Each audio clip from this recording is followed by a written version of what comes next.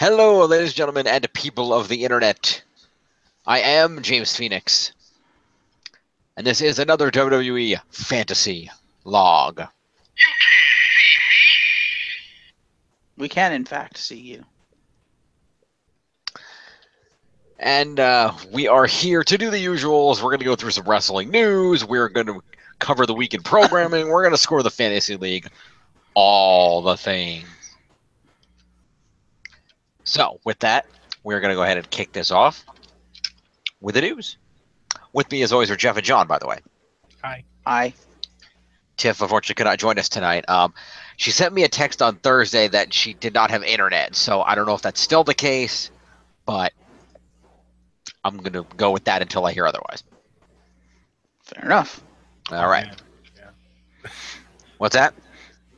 Yeah, the last couple of days my router's been giving me the business, so Oh, dear. hopefully I'll be here the whole time. I hope so. I guess we'll find out. Stay tuned. Stay tuned indeed. All right. Let us do this. So we're going to open up with news. There is much news. Indeed. Delete. Delete. Delete. Delete. I delete the news as I go, as I do the articles. I'm not going to delete them now. That's stupid. And I can't do the news. Idiot. Anyway. First up, we have an announcement that was put out earlier this week. Just on the cusp of being this week, right on Monday. Where it was, I guess they didn't not have one before, so it is now official. YouTube is Jericho! Okay, then. That needs to be a shirt. The official Chris Jericho YouTube channel has been launched. You can find a link to it on his official website, chrisjericho.com. There's a preview video there where he talks about where he walks through an airport while filming himself, talking about all kinds of cool content that you will see there, funny videos from him, stuff relating to his cruise and other wrestling things, and all kinds of great stuff, rock videos from his band, all kinds of great stuff like that there. So go check out the Chris Jericho YouTube channel on to YouTubes. To YouTubes. To YouTubes. Right. Good times. Speaking of people appearing in new mediums. Mm-hmm. So.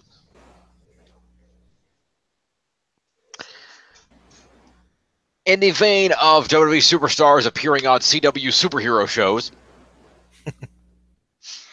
while we have not been given a character, it was announced on Twitter earlier this week that former WWE champion, WCW champion, so on and so forth, Bill Goldberg, will be appearing on The Flash in 2 episodes. Any details surrounding what episodes or when have not yet been released. Just to note that he is in fact coming.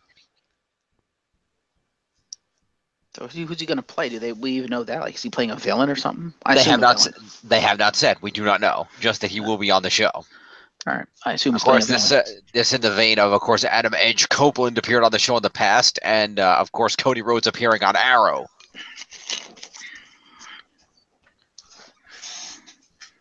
So Goldberg will be on The Flash. We will update you when we know more.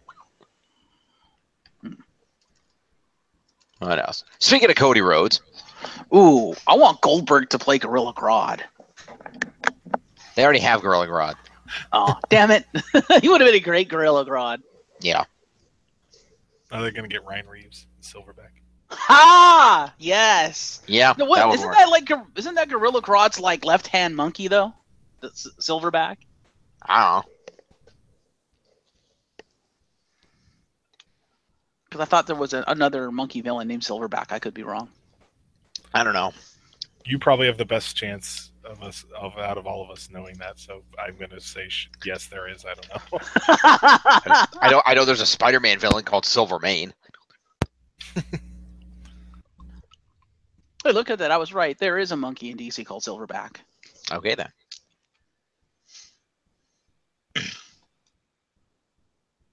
Well, moving along, as I said, speaking of Cody Rhodes, a report came out of Pro Wrestling Sheet this week where it was announced that Cody Rhodes and the Young Bucks were in negotiations with multiple venues to hold a 10,000-seat event. It's worth noting this all started back in the spring when Dave Meltzer of the Wrestling Observer newsletter was asked on Twitter whether Ring of Honor could sell out a 10,000-seat arena, and he responded by saying, "Not anytime soon." Cody didn't agree, and he said he would take that bet, and ever since then, the Bullet Club members have decided to dedicate themselves to trying to make that happen, even going so far as to self-finance the event. Which rumored cities it could take place that include Chicago, San Francisco, London, Ontario, or Ontario, California, not Ontario, Canada. So, some possibilities. The other part is, of course, working out a deal with ROH to make that event happen. To populate said event. And it's worth noting the origins of this would be that no one in the wrestling industry except the WWE has sold more than 10,000 tickets for an event since WCW folded. So, challenge accepted. What else we got? What do we want to do next? What do we want to do next?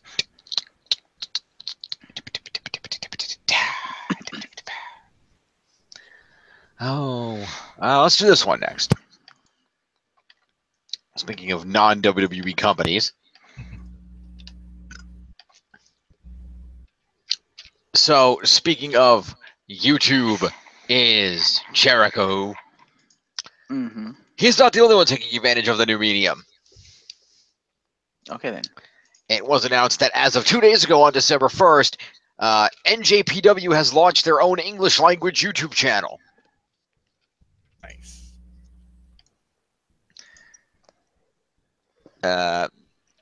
It will feature exclusive content, interviews, pre- and post-match comment from all New Japan Pro Wrestling stars, including subtitles. Okay, then. So that's cool. Go check out NJPW content over onto YouTube's. All right. What else we got? Let's see.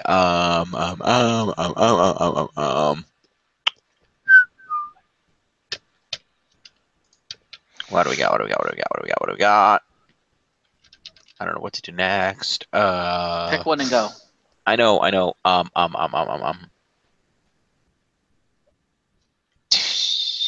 was the one I just did? The NJPW. Right. Okay. Thank you. I don't want to quite go there yet. Okay.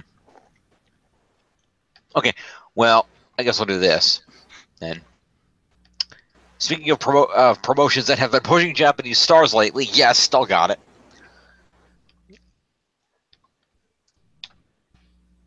Uh, 205 Live, of course, the home of such superstars as Akira Tozawa and soon-to-be Hideo Itami. WWE on the anniversary of 205 Live's debut has sent out a survey to their fan council people. Okay. Asking about their feelings on 205 Live. And apparently they know the truth. Okay. Because the majority of the survey is focused on why are you not watching it? Okay, then. Questions on the survey include, how familiar are you with a weekly network show called 205 Live? How often, if ever, do you watch 205 Live? How have you watched 205 Live using your network subscription, somebody else's, social media, YouTube, blah, blah, blah. How do you primarily watch 205 Live on the network, either when it's live or on demand?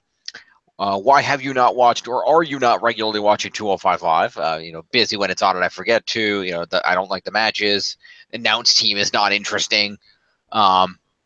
Prefer watching other shows. Watching cruiserweight matches on other shows is enough for me. Cruiserweight superstars are not interesting. I forget about it. Cruiserweight superstars don't have a significant role in pay-per-views and other main programming. not interested in the division. Okay. Of the following reasons you haven't watched, in your own words, why aren't you watching? If superstars from Raw or SmackDown were to engage more frequently with the Cruiserweight superstars, how would this impact your viewing? Would you be more likely or less likely to watch? How interested are you in watching the following WWE Weekly shows, rating Raw, NXT, 205, and SmackDown? And how often do you watch the other shows besides 205? So getting a feel for what people are watching, when and why and how, basically. Mm-hmm. Hopefully that will improve 205 Live in the future. I think it's more important. I think the why is more important than the what. Who cares what they're watching? You want to know why they're watching it and why they're not watching something else. Mm-hmm.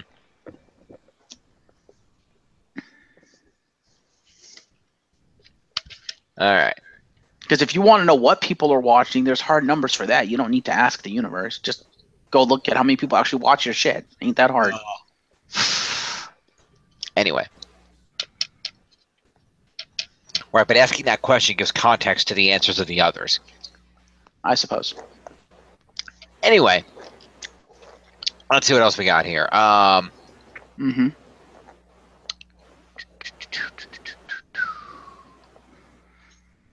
So, okay, speaking of other branches of WWE being evaluated and improved, what the hell?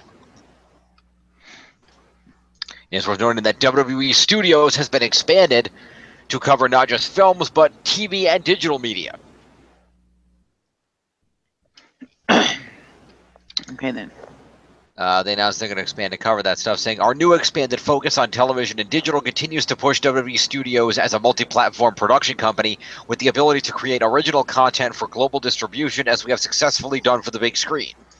We look forward to identifying key partners to work alongside us while creating opportunities to use our on-screen WWE talent in new and exciting ways.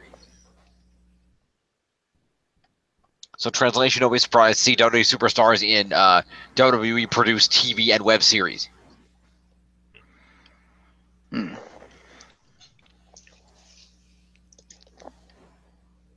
Okay, then. I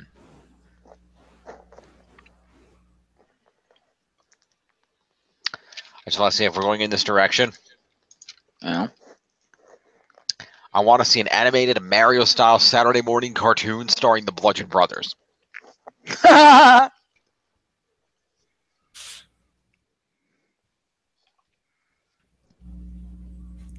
would be weird. Be awesome. All right, let's see. All right, let's continue in this direction. Speaking of divisions in the WWE and different branches, let's see. Put this on here. I don't remember what this is. Oh, right. Okay. Well, yeah, we'll talk about that. Just worth noting, the next NXT TakeOver event has been announced. It will be NXT TakeOver Philadelphia, and it will precede the WWE Royal Rumble this January. The Twitter account of @TripleH put out information about the Philadelphia ticket sales. The show will be on Saturday, January 27th, the day before the Royal Rumble. Also on sale are tickets for TV tapings on January 4th at Center Stage in Spartanburg on the January 4th and February 1st and 2nd in Spartanburg. January. Wait, what? I'm confused. I don't understand this. You need to understand it quickly because you are the news source. NXT Spartanburg 1-5, NXT Charlotte 1-6.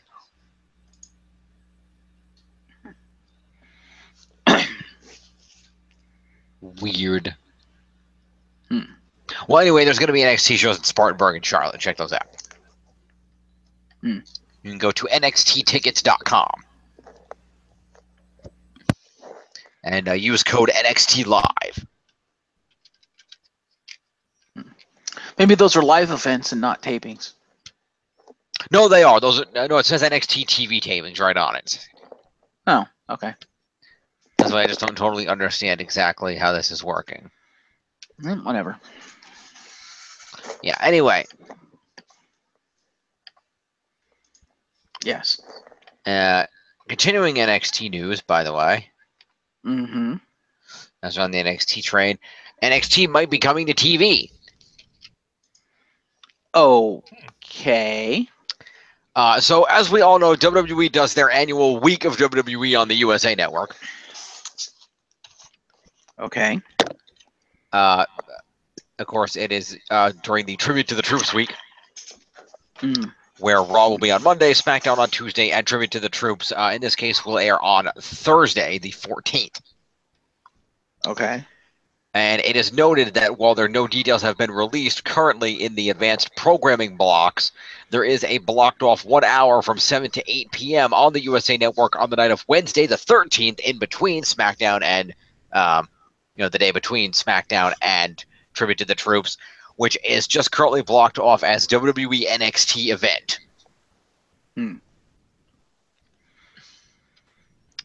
So it looks like they're going to push their WWE week by having NXT put on an actual televised 1 hour show on the Wednesday night.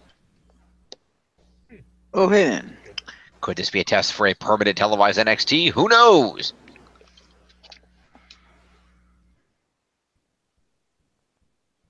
Yes, because trying to show NXT to, a lot of people that don't know what the fuck is going on is really going to really test whether it's going to be a good TV show or not. Well, I'm sure they're going to promote it. That doesn't mean they're going to know what the fuck is going on. They don't know the storylines if they haven't been watching NXT on the network. NXT barely has storylines. Still, you're going to be like, who the fuck are these people? Yeah, that's just it. All you have to do is come out. I'm sure they're going to throw a couple of extra promos in to establish who the people are, and then it's about quality wrestling. I just want to see their reaction to Velveteen Dream. Yeah. Velveteen Dream. He's a legend in the making, dude. Yes. By the way, he's currently one of the contenders to the NXT title. I always just expect him to fight Little Mac, Yes. like a punch-out villain.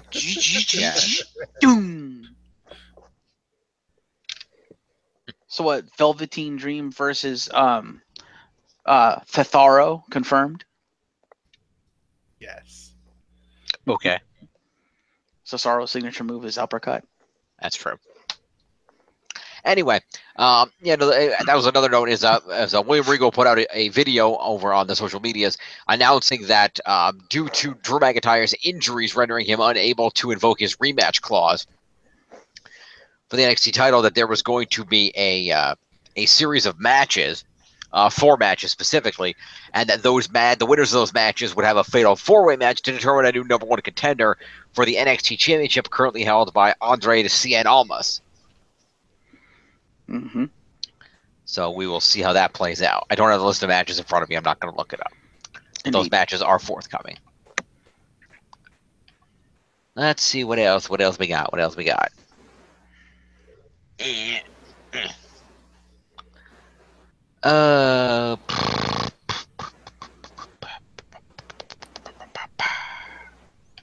else? I don't know. I don't have a segue anymore. I ran out of segues. Okay. I don't have any segues anymore. I'm done. Wait. So Drew McIntyre's injured. Speaking of people who aren't going to be around in WWE, yes! Still got it. Jim Johnston got fired. That's messed up. Of course, Jim Johnston, legendary WWE theme music composer who has worked for the company for over 30 years, was released this week. As first reported by the Twitter handle @ThemeTitan_. He composed a number of iconic theme songs, including those of Stone Cold Steve Austin, The Rock, The Undertaker, Ultimate Warrior, and many, many more. Of course, in recent years, Jim Johnston has taken more of a lesser role in the company as musical pairing CFOZ took over the executive production role of the WWE Music Division and was handling most theme song composition. We wish Jim Johnston all the best in his future endeavors. Indeed. All right, so... Also, there was a report. I'm trying to find it, but there was a report that the reason that Johnston was released was because CFOS pulled a Triple H and basically was like, no, fuck Johnston. He's competition in old news. Get him the fuck out of here. We're WWE now. Could be. Which, if that's true, then fuck them. Yep. You guys are assholes. Yep. Cause they're assholes. Everyone's an asshole. Because no offense to CFOS, they've put out some good stuff, but Johnston's stuff is untouchable. Like, literally, they're never going to have anything even close to Johnston's worst shit. Disagree. Really? I disagree. Why? What's his worst shit? No. I don't mean that. I mean, let's give CFOS credit where credit is due. He's got some good ones. They wrote Rude and Nakamura's theme songs. They did, and those are good, but come on. I think even Johnston's worst stuff is like better than those, and those are really good. I don't know if I'd go that far. And, yeah, I wouldn't go that far. No. Fair enough. Johnston is still something they're never going to be able to come close to. He's really fucking good. He is. And just be like, oh, well, we're famous now because we're doing all the WWE stuff, so let's get rid of the possible competition because we're afraid we're going to not be doing this stuff anymore. It's like, fuck you.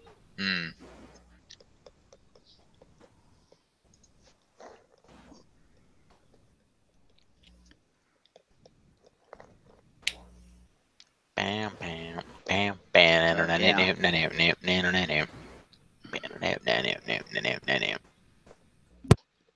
Anyway, we good? Okay. Okay. Mm-hmm. So, moving along.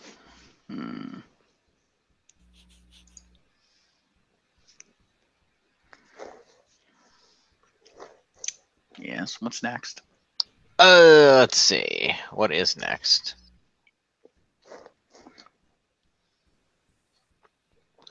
What do we got?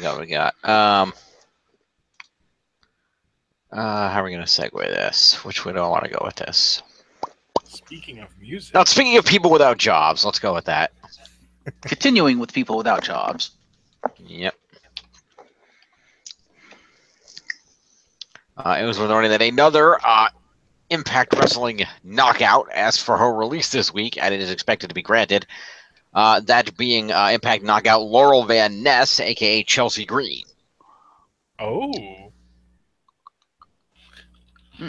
She reportedly requested a release after the most recent set of tapings, and the sources are under impression it will be granted. She's been working with the company since mid-2016, and her character is currently in the tournament to crown a new Knockouts champion after Gail Kim retired as champion and vacated the title. She's going to try to go to WWE. If her release is granted as expected, she'll join Madison Rayne, Taryn Terrell, and MK Jenkins on the list of women recently left the company.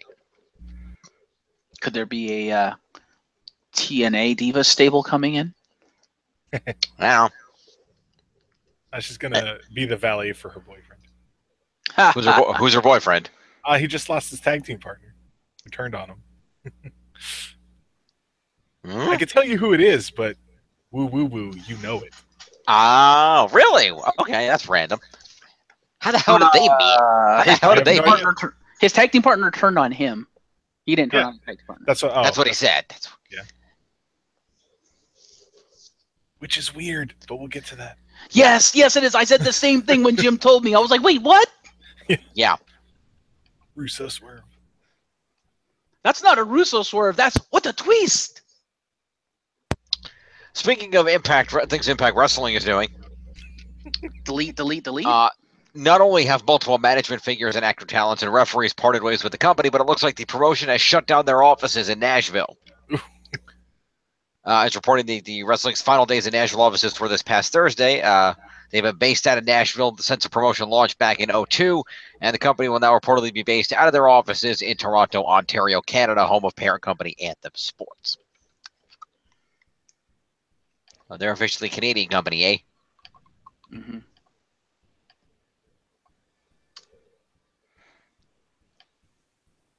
Oh, I didn't know that. Let's see. Huh.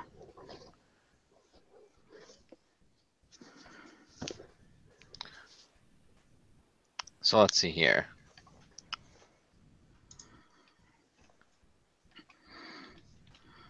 So speaking of people with nebulous connections and/or relationships with the WWE, let's talk about The Rock for a minute. Who? I'm just kidding. Exactly. Rock the Dwayne Johnson. Precisely. Who, by the way, Who? I will note, if you are interested, you can go out and you can pick yourself up Mm-hmm. a copy of the newest edition of what the hell magazine is it? Shit. Shit magazine. No, think there it that's is. Entertainment completely Weekly. It's Oh, Entertainment okay. Weekly. In fact, I'm gonna go ahead and just put this. I don't know. Can I get a larger image of that? Is that possible? Does that exist? Is that a thing we can do? No. Can we not do Oh, is that? this the picture for? There we go. And of course, if you pick yourself up a copy of Entertainment Weekly, you can check out the cover image of said issue, featuring Oh, Dwanta Claus. Okay then. Jingle Bell Rock. You're getting Dwayne Johnson for Christmas. His Star of beard's not Jumanji. nearly wide enough. Star of Jumanji, Welcome to the Jungle, on his lean years, financially and physically, and whether he's really running for president. Also, if you download the free Live VR app, you can see this cover come to life. check out the people strudel. Yes.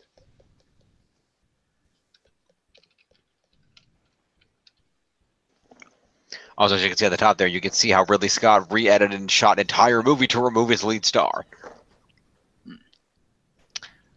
But yes, Dwanta Claus is out there. You can follow him at Dwanta Claus on Instagram. These images were shared via that account. All right. Let me go ahead and shut down the Rock images there. Actually, I have to reactivate that sharing in a second. But anyway, speaking of The Rock, Mm-hmm. so you remember how he updated his Brahma Bull tattoo? Oh yeah. Updated his Brahma Bull tattoo. You remember the new Brahma Bull tattoo he got, the big one? Oh, right, yeah. Well, after several more sessions, it is now finished. Okay. And there we go.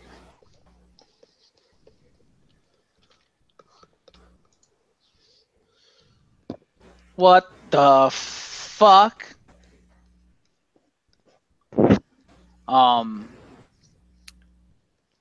Yeah, that's my reaction to it. What the fuck? It's there. Like, the image isn't bad. I just don't know about it as a tattoo covering your entire effing Yeah. upper arm. Yeah. If you look closely, you'll note in the on the Brahma Bull's nose there, where the crack in the skull is, that's actually the original Brahma Bull tattoo. Oh, yeah, how about that? They did that to cover that up. But yes, this is the officially complete Brahma Bull tattoo. Again, what the fuck? Indeed. Let me see here. If I just scroll it, let me see. I'll scroll down slightly here. After approximately 30 hours of tattooing in 4 sessions with my good bud and iconic artist at Nico Hurtado, the story of my skull is complete.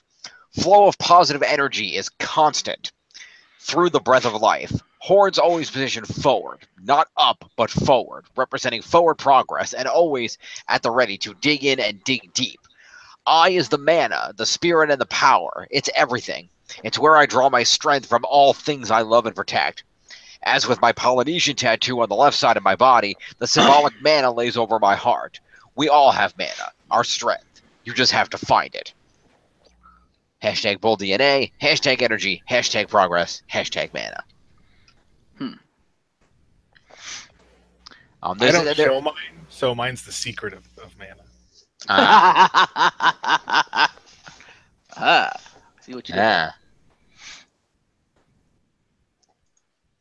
So yes, this is actually a video. I'm not going to play it because I don't want to get in trouble. But there is a video. If you'd like to go over to the Rock's Instagram page and play that, feel free. Mm-hmm. And that is The Rock, not Dwanta Claus. That's a separate account. Fair enough. All right. So speaking of top WWE stars who have made questionable choices this week, Mm-hmm. That's a good segue.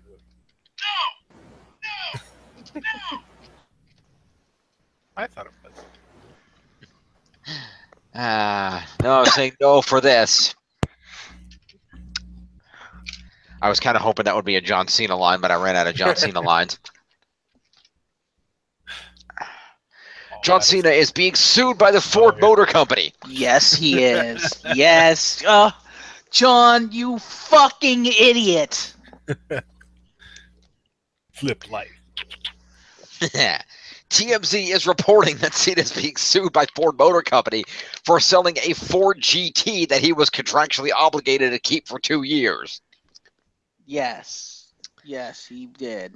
Mr. Cena has unfairly made a large profit from the unauthorized resale flip of the vehicle, and Ford has suffered additional damages and losses, including but not limited to loss of brand value, ambassador activity, and customer goodwill due to the improper sale, read the lawsuit.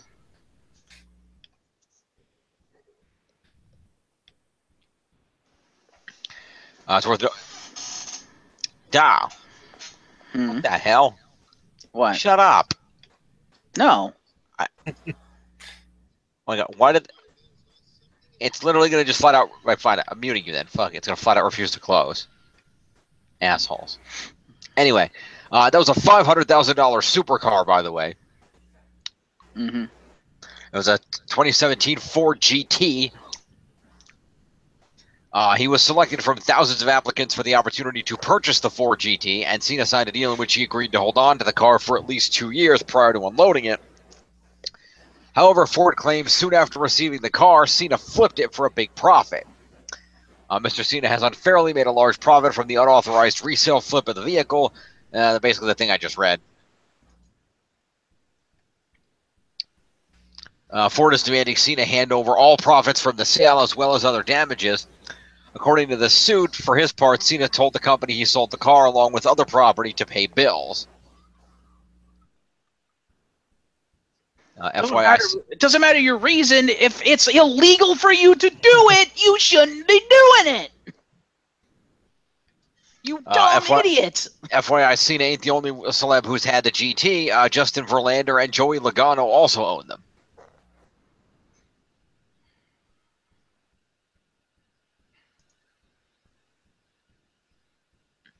So there's that.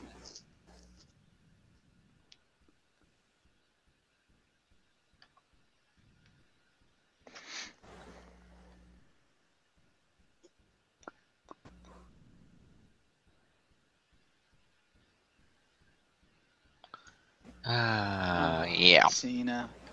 So first you cheat on your wife. Now you're openly breaking the goddamn law by breaking a legal contract. That's... Well, not breaking the law. He's just breaking a contract. It's not. He's breaking the law would be accused of a crime. This is a civil suit, not a criminal suit. Fair enough. It's still... It's basic thugonomics. Yeah, there you go. Yes! Yes! Yes! It's still a legal contract, so therefore it's still in the legal arena.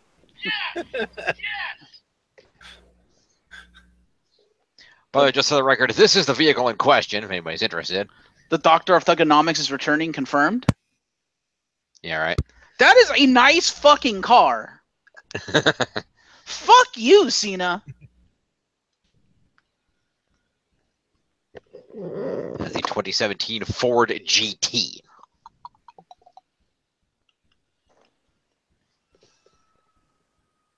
That is a really fucking nice car. It is. That's the, I believe, as I was just looking at the side design, if my memory is serving me correctly, I'm trying to remember, I believe the Ford GT is actually the equivalent, to relate to you, Jeff, for those people who play GTA, I believe that's the equivalent of the Pegassi T20. I was going to say, what's over and under how long it's going to take Rockstar to put that in the game? It looks fairly close to either a T20 or an Osiris. I'd wager it's one of the two. What kind of car is it? A Ford GT. Ford GT what?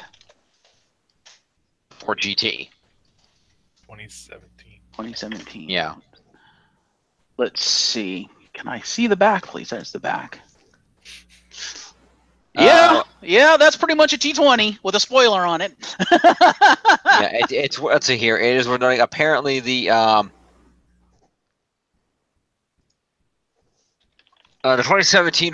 Let's see. Okay, apparently the car designed to resemble the 2017 Ford GT is the FMJ, the Vapid FMJ. Yeah, that's pretty much the GT. Yeah. So that will be that one. So I guess it actually is in the game. Yep.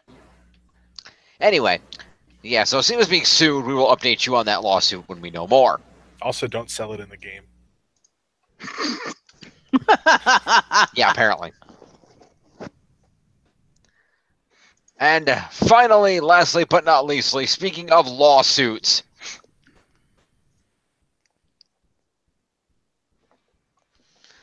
Speaking of lawsuits. That was not the one I thought I was opening. Which of these is the one that I want? Well, I don't know which one is the one that you want. That's what I'm trying to see. I have to. We know. Well, we'll go with this one first because this is the one that's the most relevant.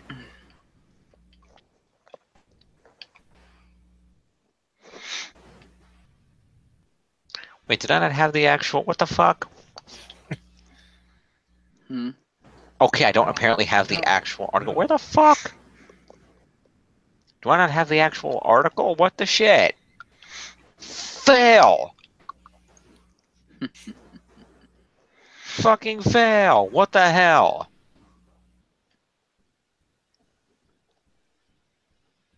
Oh, there it is. Okay.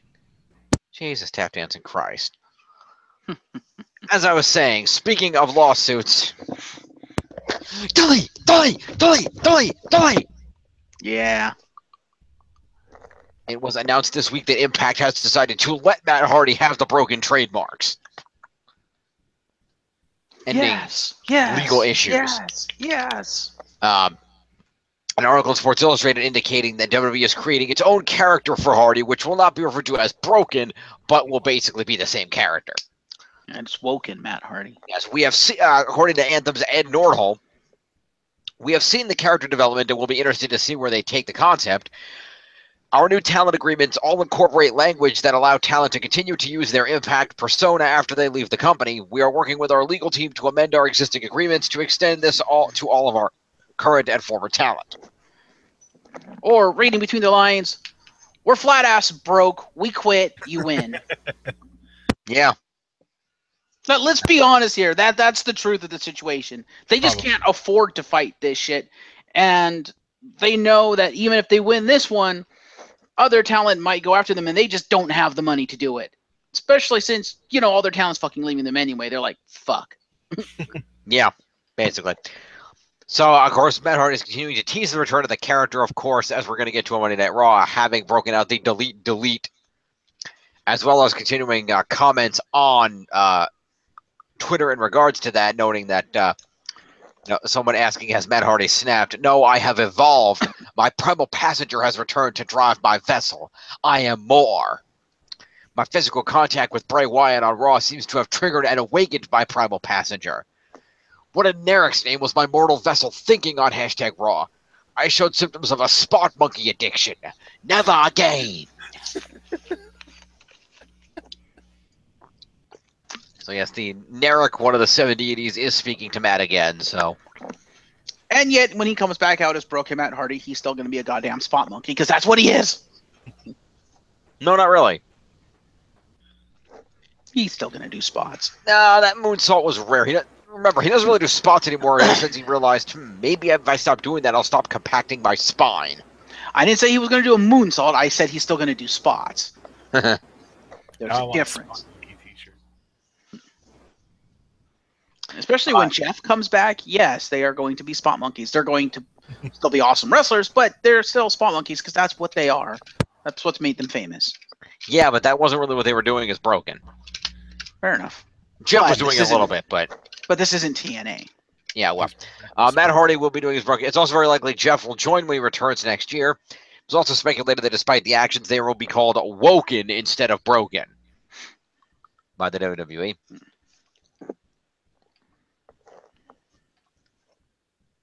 Also, the story behind Anthem Sports making a complete turn on their stance regarding the intellectual property is that it's believed that the brothers were able to show financial and contractual digressions which portrayed Anthem in a negative light.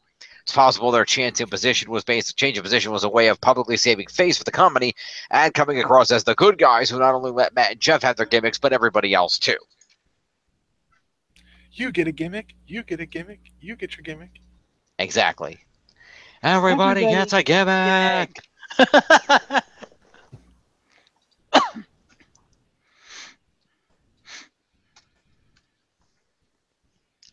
I can't wait till next week's SmackDown and the return of Brother Christian Cage.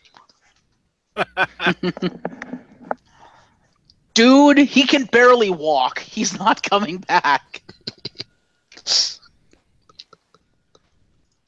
Poor Christian.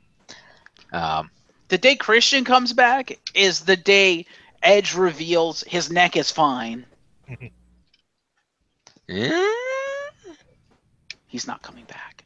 Neither of them are coming back. Daniel Bryan's neck is okay.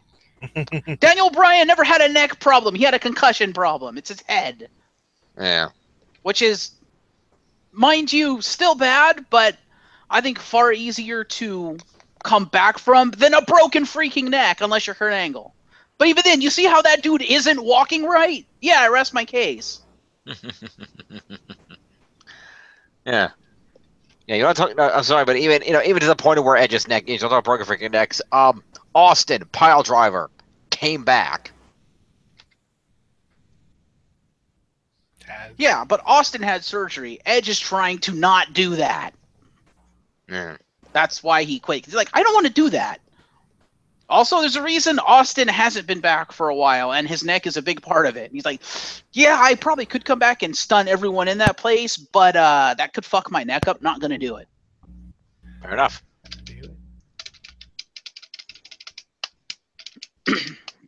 All right, then. Anyway. So with that is the news. We shall move on to other such things. Including, but not limited to, the scores. Indeed. To see where we are going into this week.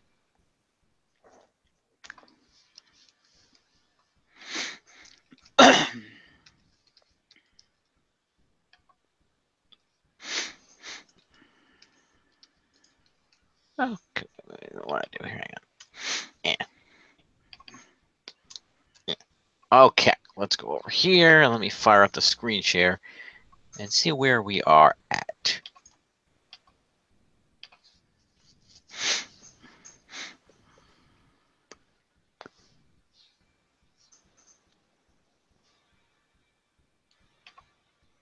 Alrighty, folks. And that to everyone.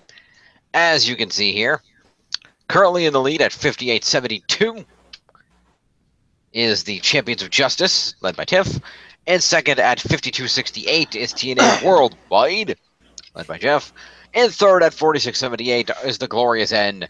And still trailing in last, currently in the neighborhood of 1,800 points behind the leader, is the ever-broken Highlight Club. Mm-hmm. Which... Woken Highlight. Yeah, depending on whether I still have them next season, that's going to get amended to Woken Highlight Club.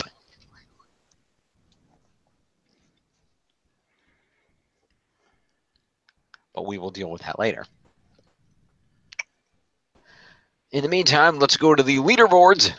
Still in the lead at 727 points is the hashtag realest champ in the room, the Cruiserweight champ Enzo Amore. Coming in at second is 1/3 of the Shield, Dean Ambrose, 577.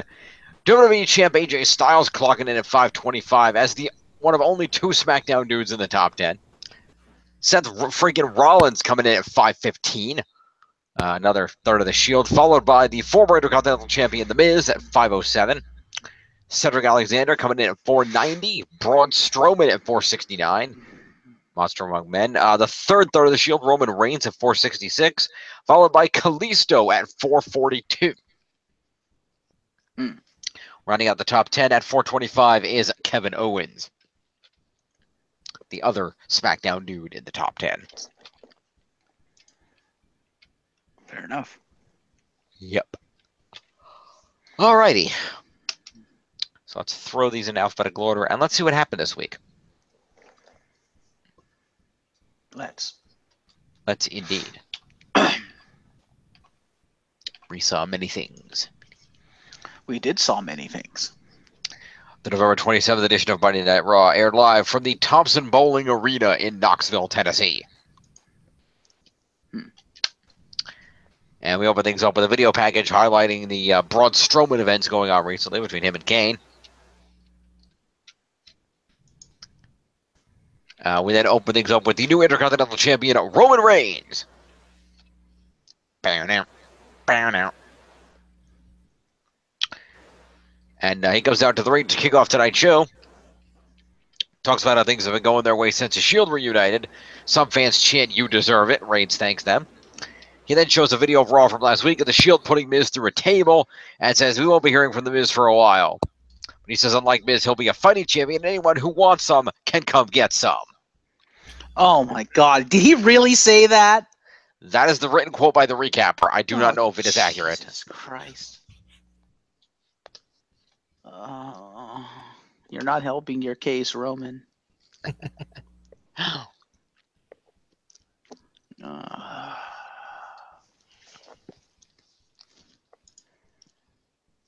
And meanwhile, in court, John Cena face palms. Actually, he's not in court. He was on SmackDown, but still. Yeah, well. Wait, what? I think he was on SmackDown, or maybe that was last week. I'm He came out 98% at the sure. end. Yeah, I'm 98% sure he wasn't on SmackDown, but I could be Maybe wrong. that was last week, because I know there was a group thing, and he came out with the group. No, last week there was a show-ending lumberjack match. He wasn't part of it. No, okay, so it was this week, because it was either last week or this week where Shane, I think it was Shane, announced like some tournament or something, and like Cena was there. Okay, then. We'll find out, I suppose. I saw an image of everyone, because he called out the entire locker room. I saw an image of everyone, and you kind of can't miss Cena because he's wearing neon fucking green. I was like, oh, I guess he showed up. I guess he's more than just for Survivor Series. Okay, then. Yeah. Anyway. So, Roman Reigns gets interrupted by the Miz Mirage, who cut promos on Roman for disrespecting the Miz. And they then bring out Elias, who says he'll have a special performance later tonight, and that Miz is a great guy, and now he will lead the Wandering Souls that are Axel and Dallas. Because they will walk with Elias. And he says he's going to take the IC title from Reigns tonight, and Reigns says that it's on. And it says that Elias might have to look into getting a neck brace like Axel after their match tonight. Damn. So that is promo to those four dudes. That would be Roman.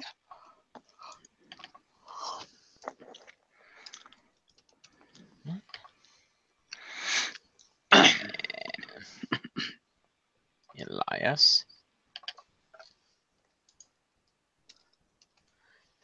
And Curtis Axel. Yeah. And Bo Dallas.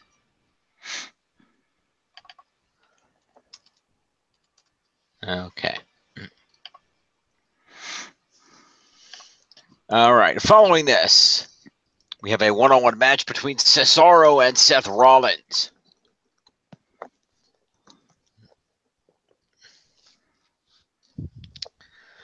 The announcer, Michael Cole, notes that Dean Ambrose is not here tonight because he's out on his honeymoon with Renee Young, and that Sheamus is out here because he's taking his annual sabbatical back to Ireland. Okay. Yep. If you say so. I didn't say so. Michael Cole said so. All right, Cole. Whatever. I stopped really paying attention to you long ago because you suck. Well, it makes sense. I mean, Dean and Renee did get married not that long ago. Yeah. True. And they're now in a nice period of time where there's not going to be a pay-per-view for a while. So they can live without them for a week or two. Unless they give Dean the belt back. Well, they don't have it right now, so it's a good time. But isn't there a title match this coming week? Possibly. I thought it was announced. Okay, like I said, I don't see it here, but it probably was. And if that's the case, so be it. So they're out on a honeymoon for a week, and then they come back. That's fine. Fair enough. Honeymoon's not too long. And Sheamus makes sense because, much like all superstars that are not American born, he does occasionally have to go back to Ireland to renew his visa. That happens. So that is fair. So Seth Rollins came out the winner in this match, following 2 reversed uppercuts and a knee to the face. That couldn't help his impacted teeth at all. No, probably not. Hashtag knees to faces. Hashtag kneesus. Okay, then. Hashtag Kingslayer. Anyway, so we're going to go to Cesaro is going to get 5 points for being in this match and 6 points for moves, or 11 points to Cesaro. Okay. Cesaro. We're going to put him at 395. Seth Rollins is going to get himself 20 points for winning this match, 5 for being in, and is going to give him 25. And 15 move points. And it's going to be 40 points to Seth freaking Rollins. Indeed. Puts him at 555. All right, moving along in the program. After the match, Charlie Caruso proceeds to interview Seth Rollins. And he says that the members of the Shield will be sticking together, and he's only rolling solo tonight because Ambrose is away. And he announces that he and Ambrose will invoke their rematch clause to face the Bar for the tag titles next week. See? Told you. Fair enough. That's a promo to Rollins.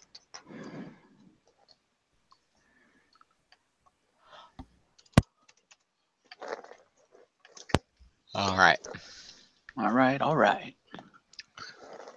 Next, we confirm that the Reigns and Elias match has been booked for later, and we cut to Kurt Angle in the back speaking to cruiserweights. Okay, then. Namely, Cedric, Swan, Ali, and Tozawa.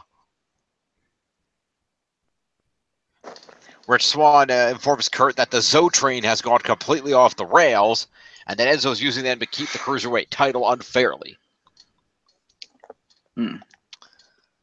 Angle mentions that he's very busy with the Triple H and Stephanie McMahon drama, but says it's time to decide who's going to face Enzo for the title next month. So he books a fatal 4-way match for tonight and another one for next week, and the winners of those 2 matches will face each other in a one-on-one match to determine a number 1 contender.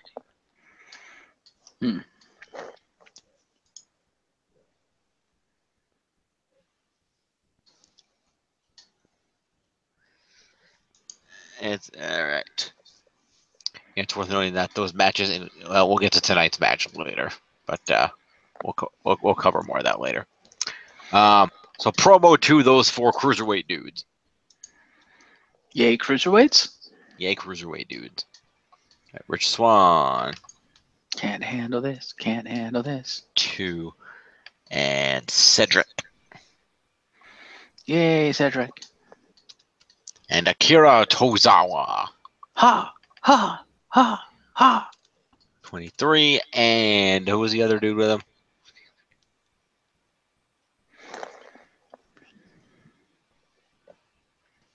Mustafa Ali.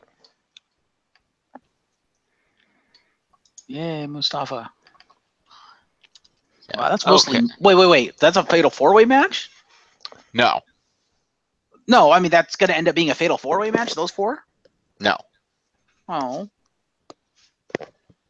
No. I thought you just announced it as a fatal 4-way match. I announced that there would be a fatal 4-way match. I did not say who was in it. Oh. That's fucking bullshit. There's 2 fatal 4-way matches. One this Okay. week and one next week. Ah. Each of those matches features 2 of those dudes and 2 members of the Zo Train. Ah. Fair enough. This week's match will feature Rich and who was in this one? It was Rich and Ali were competing this week, I believe, and they were competing against Noam Dar and Not Gulag. no, Arya Davari Daenerys. Fair enough. But we'll get to that match. First, Samoa Joe has to come out and demonstrate why Akira Tozawa was better staying on 205 Live. When he comes out to the ring and chokes the shit out of Titus O'Neil in about 10 seconds. To give Titus credit, he did put up a fight with a lot of punches and he backed him into the corner, but then Joe dodged. And he did reverse the first clutch, but Joe dodged and put him in the clutch again, and then he was just done. Fair enough. So, Titus O'Neil's going to get 5 points for showing up, and 3 for the evasion of the first Coquina clutch for getting out of it. So that's 8 points to Titus.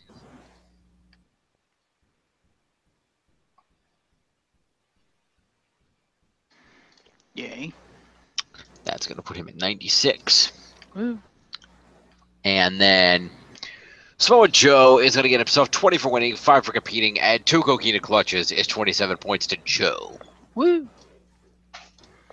Joe is gonna kill you.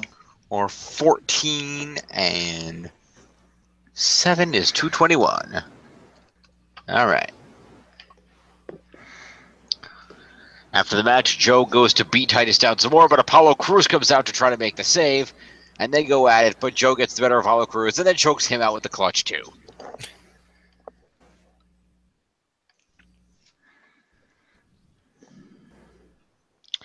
So Apollo is going to get himself 4 for an attempted assault. And then Joe is going to get 4 for an assault and 1 for a Coquina clutch. Is 5 more to Joe. Okay.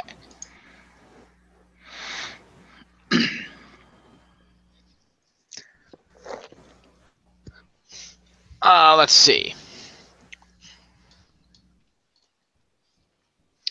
Next up, we cut to the back where the Club Hawk Holiday merch. Okay, then. I guess we get 5 points for merch hawking, right? Have we done that in the past? I don't remember. I think we did that the last time the 2 of them did that, so we're going to give them 5 Okay. points. Fair enough.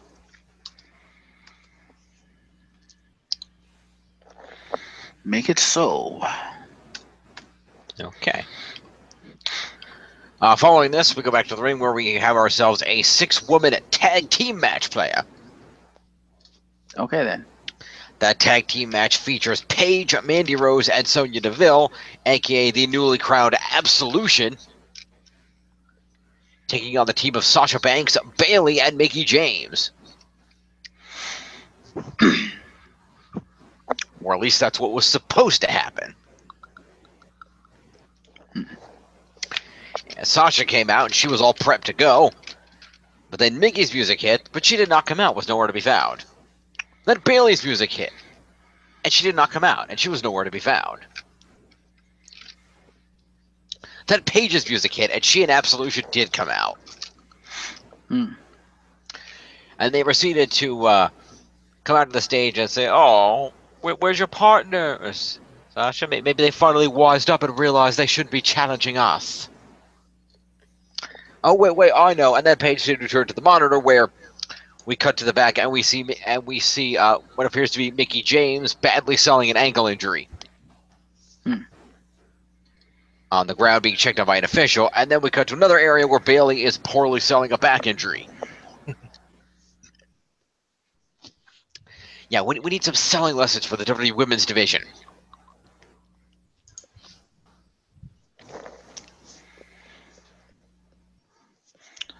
Yeah.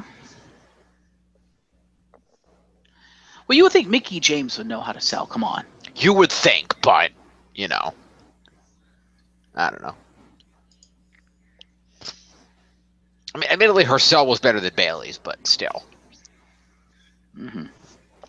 I don't know. We want Trish. We want Trish. Nobody wants to put over Paige the train wreck in the ladies. Or that. Or that.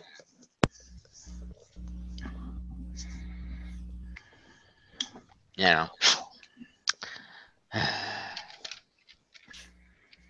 Anyway, so after this whole revelation, Paige says that I guess it's going to be a handicap match now. Says she's sick of being hounded on social media and at the grocery store about her actions last week. She was the one who brought the women's division to new heights, and she made a statement last week to prove that to everyone that she's back. Absolution, as Paige introduces their group as Absolution, the three ladies seem to get in the ring and beat the shit out of Sasha. They first give her an opportunity to pledge allegiance to Absolution, but she refuses. Instead, begin throwing some fists at Paige, but she is quickly overwhelmed by the numbers and eats a rampage. That's crazy. Usually it's pretty hard for a team of 3 to beat up a boss. Ha! Yeah. Yeah, that's true.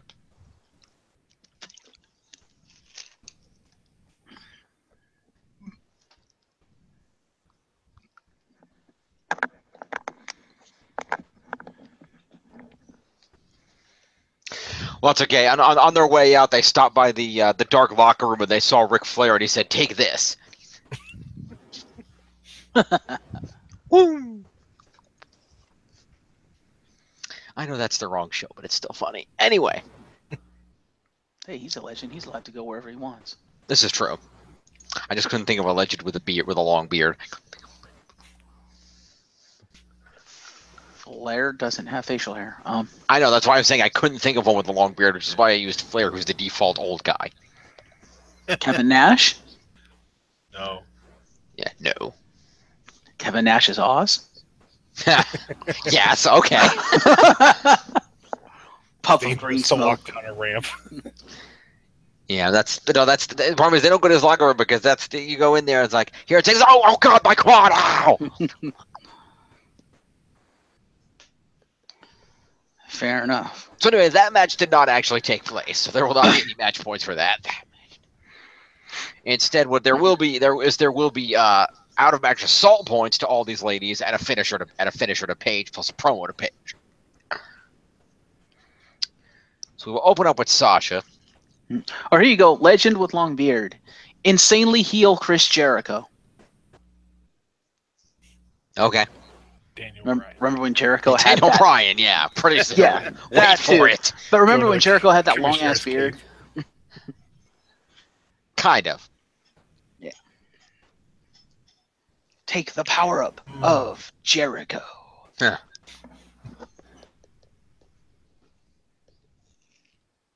He would give you a potion.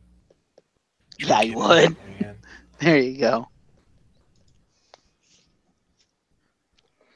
Take the scroll of Jericho. Power it up, man. Yeah, right. Anyway. So Sasha Banks is going to get 4 because she admittedly tried to assault Paige to put up a fight before she got overwhelmed. So it's going to be 4 points to Paige for that. To Sasha for that. So that's what now I just forgot what was already there. That's 330. That's just 334 then. And then let's see, who are the 2 ladies that are on Raw? Let's figure that out. That would be Mandy Rose and Sonya Deville. Okay, so we're down here. So let's do Sonya Deville. She's going to get assault points. And Mandy Rose is going to get some assault points. And Paige is going to get 5 for a promo, 4 for an assault, and 1 for a rampage. Just 10 points to Paige. Boom. Okay. So, after we clear all that out of the ring, what we are joined by increasingly out of his mind Bray Wyatt. Mm-hmm. Who goes out to the ring talking about, we had Thanksgiving last week, but I never had a childhood or celebrated these holidays. But it didn't bother me, because I know the truth. I tried to enlighten you to that truth. I tried to show you, but you rejected me. You wouldn't listen. You're all pathetic. But that's all right, because your ignorance fuels me. You see, I finally understand the truth. You're all dead. You're all dead. You're all dead. So does he see dead people then? Apparently. Okay. Breakromancer. Yeah, I don't know. Anyway. So does that mean Shyamalan is writing his promos?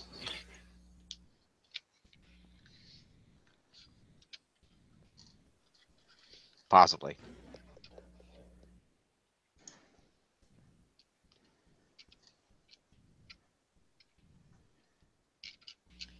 That's why all the storylines suck ass. Shyamalan is secretly the head writer.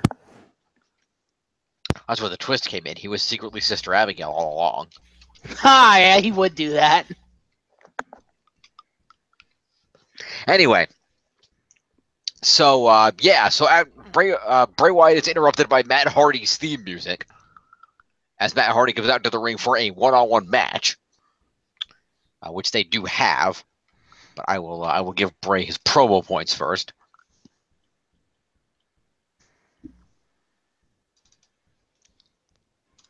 $13. So Bray Wyatt proceeds to defeat Matt Hardy after Matt Hardy attempts a moonsault but hits nothing. And because Bray had taken an elbow shot and was on the mat, and he managed to roll out of the way of the moonsault. He managed to roll over to the corner and then from the ground pulled himself up into the spider walk position and then proceeded to hit Matt with the Sister Abigail.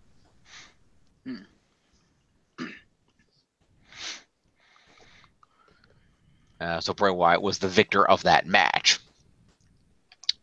So Matt is going to get 5 points for competing and 5 points for moves. Is 10 points to Matt Hardy.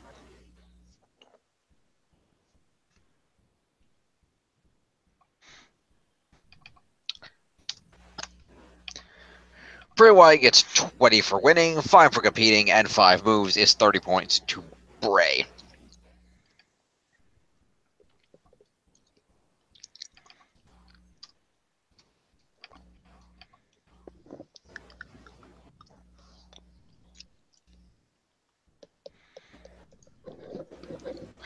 Following this,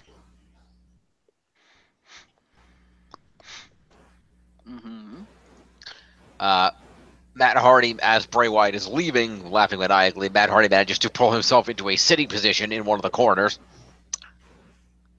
And he begins grabbing at his hair with a crazy look and begins waving his arms, screaming, "Delete! Delete! Delete! Delete!" over and over and over and over again. And as the audience, did with him. at least a portion of the audience, begins chanting it along with him.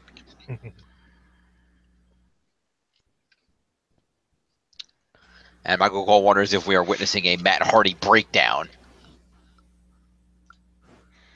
You're witnessing a Matt Hardy awakening. Something like that. So, there we go. Moving along. We then have a recap of the Kane interrupting the Strowman versus Jason Jordan match last week. And we cut to the back where Jordan is talking to his father, Kurt Angle, and he mentions a rematch with Strowman, but Angle doesn't like that. He says he's sick of Jordan says he's sick of the doubters and wants to take out Kane tonight to silence them. And Angle asks Jordan if he's sure his knee is 100% for tonight, and he says it is. And so Angle gets excited and books Jordan versus Kane for tonight. Yeah. Promo to Jason Jordan. Jordan is fucked. Okay. All right. Next up, the aforementioned Fatal 4-Way match, in which Akira Tozawa, Noam Dar, Rich Swann, and Arya Daivari. So it was Tozawa and not Mustafa. I was close. Fair enough. Fair enough. And Rich Swann won this match. Damn. As the bell sounded, all the men started going at it. They all fell out to ringside. They all took turns suplexing each other on the whoops. That was the audience. Sorry. That's the audience button. I didn't mean to do that. You suck. Sorry. Kurt Angle came out? You suck. You suck. Anyway, so they all take turns hitting suplexes on each other on the floor. The heels attempt to work together early on, and we see Enzo watching the match from a monitor in the back and rooting for the Zo Train. And as the gentlemen end up back in the ring, Rich Swann manages to connect with a Phoenix Splash. I want to say it was on Noam Dar, I believe, for the victory, although it does not actually say here which one he hit. So. Because I think Tozawa suicide sentoned out of the ring and took out Daivari, or took out the whole group, and Swann managed to throw Dar back into the ring and hit him with a Phoenix Splash. Anyway, Rich Swann will go on to face the winner of next week's Fatal 4-Way match, which will feature Mustafa Ali, Cedric Alexander, Drew Gulak, and Tony Nese. At least my chances have gone up by 25% for that match. Yep. So in the meantime, all these guys are going to get points. How about that? All right. So we'll start off with the heels, because the heels didn't get that many points. Base for this is going to be 5 for competing, and 3 for this being a specialty match. Okay. Would be an 8-point base for this. So therefore, Gulak and not Gulak, that's next week's match. Sorry, Daivari and Dar are each going to get the requisite 8 points, because that is all they did, is show up. Okay then. Noam Dar. 108. And then Arya Daivari. You could kind of already tell what was going to happen as far as the division of this matchup situation goes, because you'll notice that they put the 2 faces they like in this Fatal 4-Way against the 2 shitty heels. and next week, the 2 good heels, Drew Gulak, who is way over on the microphone, and Tony Nese, who can actually wrestle, are facing the 2 crappier faces in Ali, who is over, admittedly, but not seemingly not as well liked by management, apparently, and Cedric, who very over, but seems to be past his opportunity. I don't know. I think Cedric has a good chance of winning. No, he doesn't. Why do you say that? Because they're not going to book a face versus face #1 contenders match. You never know. It's unlikely. I mean, they could do it, but it's unlikely. They will when it's a heel turn by Hideo Itami. Who knows? I just made that up. I don't know. Tommy could jump somebody and take a spot in the match. Wouldn't surprise me. They're out in the parking lot. Oh, my shoulder. Yeah, right. Where have I seen that before? Right? Anyway.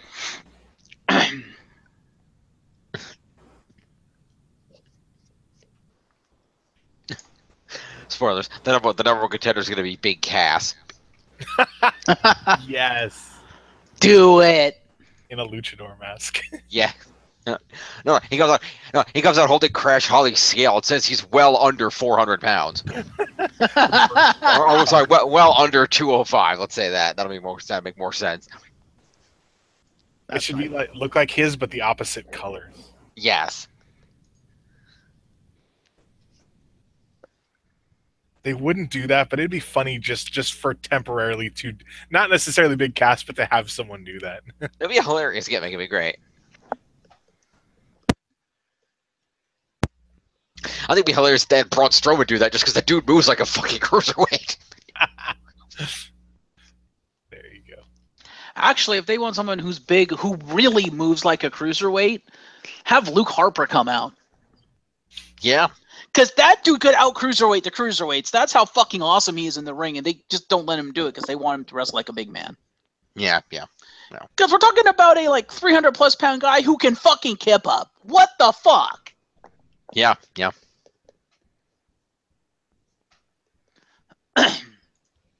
Anyway, so let's see here. Akira Tozawa, that's the one, is also going to get the 8 points, and he's going to get that senton that he hit. I remember that suicide senton from watching the match. So that's going to be 9 points to Tozawa.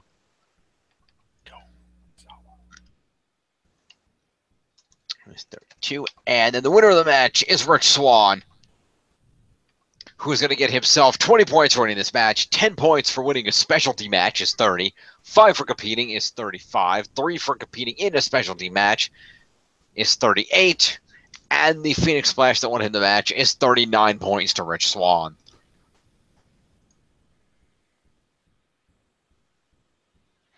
Fair indeed. 22, 02, 12, and 9. 12 and 9 is 421. Yeah. Okay. Moving along. We are then joined by Elias, who comes out to sing a song. And it's a song about his friend The Miz. He's not around. He then introduces Curtis Axel and Bo Dallas, who joined him for his next song by featuring on harmonicas. They were okay. They were not bad. I don't know if they were actually playing or if the harmonica music was being pumped in, but it wasn't bad. Fair. Elias gives them props for their harmonica skills, asks the crowd to give them a round of applause. The crowd instead gives them a round of "We Want Roman" chants. Wow. What the hell just happened? Right? Wasn't a loud, thunderous "We Want Roman" chant, but it was audible. Okay, then. And Elias points out that he wants Roman more than anybody, so he should come out so they can do this. And Roman obliges.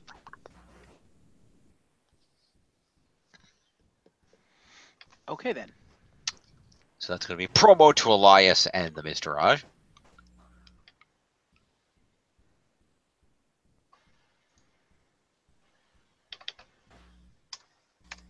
Fair.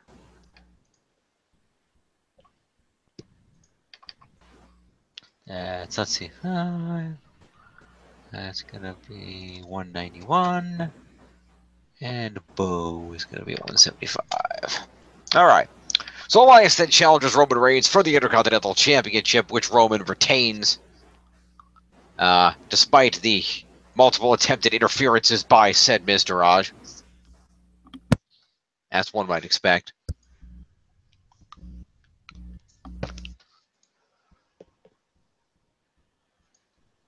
Right.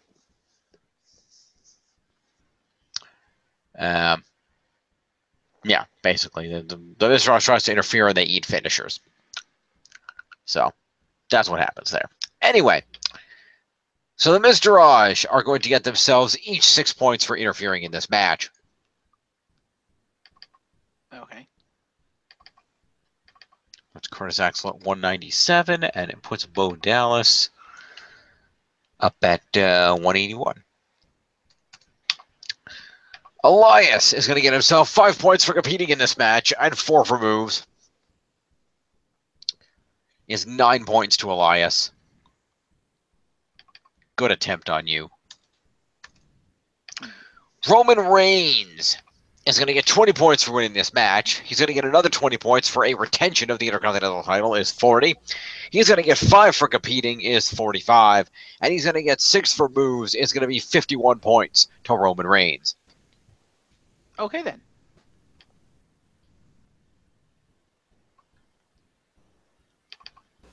Two, 82, 92, 02, 12, 522 for Roman. All right. Rolling along. Rolling along. Roman then holds up his IC belt at Celebration, and he proceeds to exit the ring and head his way up the ramp.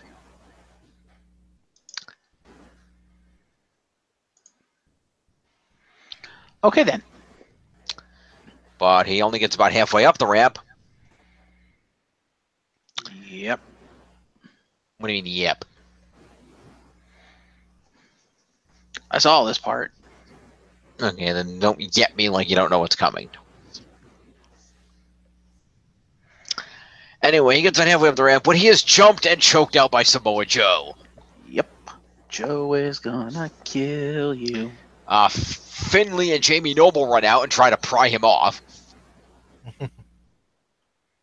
Along with some referees. They finally manage to get him to release, but he comes right back and starts pummeling on Roman, and they have to pull him off again, leaving Roman lying on the ramp. And he has to be helped to the back. So that is an assault and a coquina clutch from Joe. That's 5 points to Joe. I'm going to hit him at 231 right there. Next up. Asuka beats Dana Brooke in what might be record time. Yeah. I was like, wait, what? Like, literally, this is basically the burial of Dana Brooke here. It's like, wait, come on. Yeah. Dana Brooke, we saw a pre-tape promo from Dana Brooke on her way to the ring saying she's figured out Asuka's game plan and knows how to beat her. So the bell rings and Dana Brooke runs at Asuka and gets literally immediately rolled out of the run into the Asuka lock and tapped out. I was like, wow, when I saw I that. know how to beat her, even though there's no video of anyone doing that in WWE. It's true. She was like, I know Asuka's weakness. Now that I've wrestled her a couple times, I know her weakness, and I'm ready this time. Boom! 2 seconds in, boom! Asuka lock. It's like, wait, what? Yep. So Dana Brooke is going to get 5 for showing up, and I'm going to throw her 5 for that little on-the-way promo, too. So 10 points to Dana, because I feel bad. That's fair. And Asuka gets 26 for that match, per the usual. So that's 53, 63, and 6 is 269. All right. After this, Absolution then surrounds the ring with Asuka still in it. Okay. They come out and they stare Asuka down, and but Asuka backs off and up the ramp as her music plays. So, even Paige and her cronies don't have the balls to even 3-on-1 jump in the ring with Asuka. Well, I'm wondering if they're not scouting Asuka to try to get her to join them. I would not put that past them. Asuka is well known to be a heel. For right now. Oh, I don't know if Absolution is really being booked as a heel faction. Really? He said it. Have you not heard the response that Paige gets like every fucking week? Come on now. Yes. Kevin Owens no longer a heel. Yeah. Were you not here last week on Raw when the crowd started chanting, Miz is awesome? This is true. Fair point. The crowd doesn't give a shit. It's true. Oh, it's damn true. Anyway. Speaking of which, Jason Jordan is in the back getting ready to come out for his match against Kane. He then does so. And then gets destroyed. He gets rolled up in an Asuka lock and oh wait, shit. Pretty close. No, not quite. Jordan cuts a promo first, talks about the speculation on the internet about the legitimacy of his knee injury. He says he knew last week he couldn't continue the match, but after a week of rehab with WWE's world-class medical staff, he's ready to compete tonight. You're so full of shit, Jason Jordan. You're going to hate world-class. Yeah, pretty much. He's back to 100% and ready to do what Strowman couldn't do. Beat Kane. And then immediately injures his knee because it's at like 20%. Yeah. No, literally, he fucking gets big cast in like 5 seconds. It was fucking ridiculous.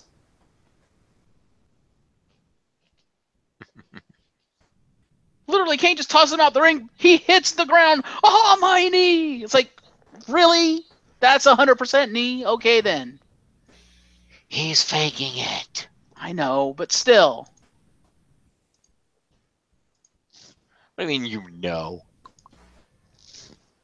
Now Well, he's either faking it or he really is injured and he's really trying to put on this tough guy act and failing miserably, knowing full well he's not healed. No, I mean the character is faking it. Yeah. The idea is that his knee is perfectly fine, but now he can come out here and look like the hero by repeatedly challenging these guys and then immediately fake the knee injury and not have to actually compete against them. That's the shtick. It's called building a heel turn. Occasionally the writers do know how to do that once in a while. what? It's rare, but once in a while.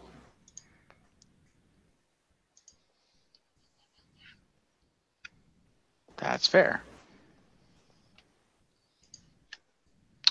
My understanding is the writers sat down and had a meeting and they said, hey, okay, we got this idea. Okay, what if we do that thing that we do with Big Show 3 times a night and do it for a different guy over the course of months? And one guy threw his pad across the room, and he's like, "You can't have us do miracles." Exactly. Anyway. So yes, Jordan attempts to do a single leg takedown on Kane, but Kane shoves him away. He then tries to hit him with the German, but gets elbowed in the face. He finally manages to hit a clothesline and hits the striking shoulder strike in the corner. But Kane fights back, tosses Jordan out to ringside, where he begins selling the knee injury and gets counted out. Yep. So that is going to be a win via count out for Kane.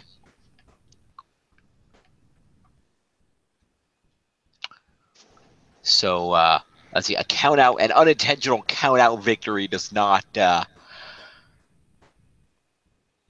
There's no catch. Oh, it's just a count. Okay, so basically just a count out win then. Okay. Yes. And the question is, now the question we have to ask ourselves is, do we deduct 4 points from Jason Jordan for an intentional count out loss? I would say no, because in K-Fob it wasn't intentional. Like, True. right? Yeah. Because as far as the universe is supposed to know, it was legitimately a count out because he injured his leg. This is true. You are correct. All right. So in that case, Jason Jordan is going to get himself 5 points for being in a match, because he did at least do that. Yes. And Jason Jordan is also going to get himself 1 move for managing to succeed with that corner spear, corner shoulder strike. So that's going to be 6 points to Jason Jordan. Throw him those. Where the fuck is it? Jason Jordan. There we go. All right. So what did I just say? 6? Yeah, that's it. That's a 432 for Jason Jordan. And then Kane is going to get himself 10 points for winning a match via count out. He's going to get 5 for being in it as 15. And I'm going to hold off on the moves because I calculated them together. So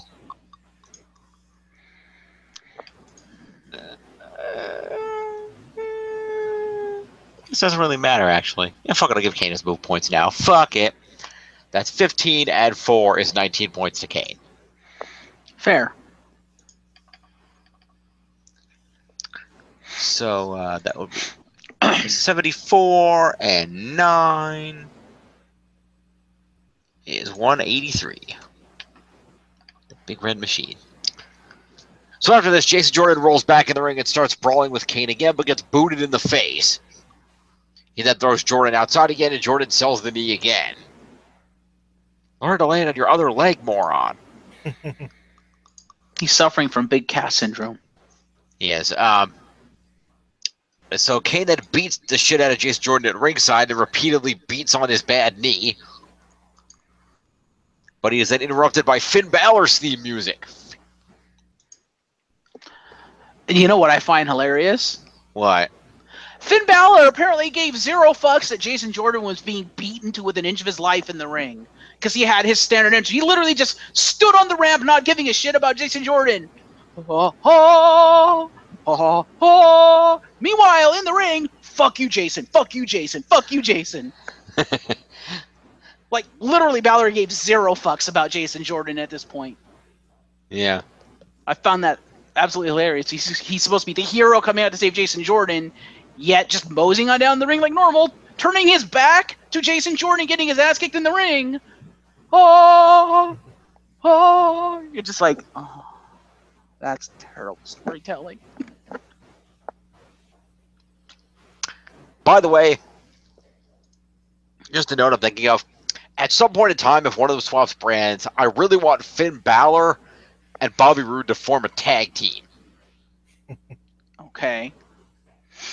Because I want him to come out to Finn's theme music, but every time he does that hands in the air thing, I want it to go glorious. I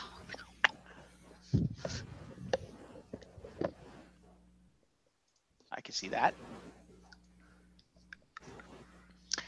Anywho, so yes, that's Kane with an out-of-match assault, by the way. That puts him at 187. So anyway, Finn Balor comes down to the ring as the commercial hits, and then we return from the commercial to find out that Kurt Angle has made this a match. And it just so happens to be the main event. Yes. So Kane takes on Finn Balor in this match, which Balor, gets beaten down by Kane for a little while, and then fires back with some kicks, a drop kick into the corner of the barricade. And Balor attempts to charge toward Kane again, but Kane hits him in the face with a chair, because Kane does not care. No, he doesn't. Kane has no patience for your petty rules. So Balor takes a chair to the face, and Kane gets disqualified. That's a DQ main event. So let's accommodate for that first. So that's going to be Finn Balor wins by a DQ, by an unintentional DQ. That's Kane with an intentional DQ loss. So Kane would get 5 for the match, minus 4 for the DQ loss. Is 1 point to Kane. Plus 3 for a weapon use. Is 4 points to Kane. Puts him at 191. Finn Balor is and also Kane is going to get 4 points for being in the main event, by the way.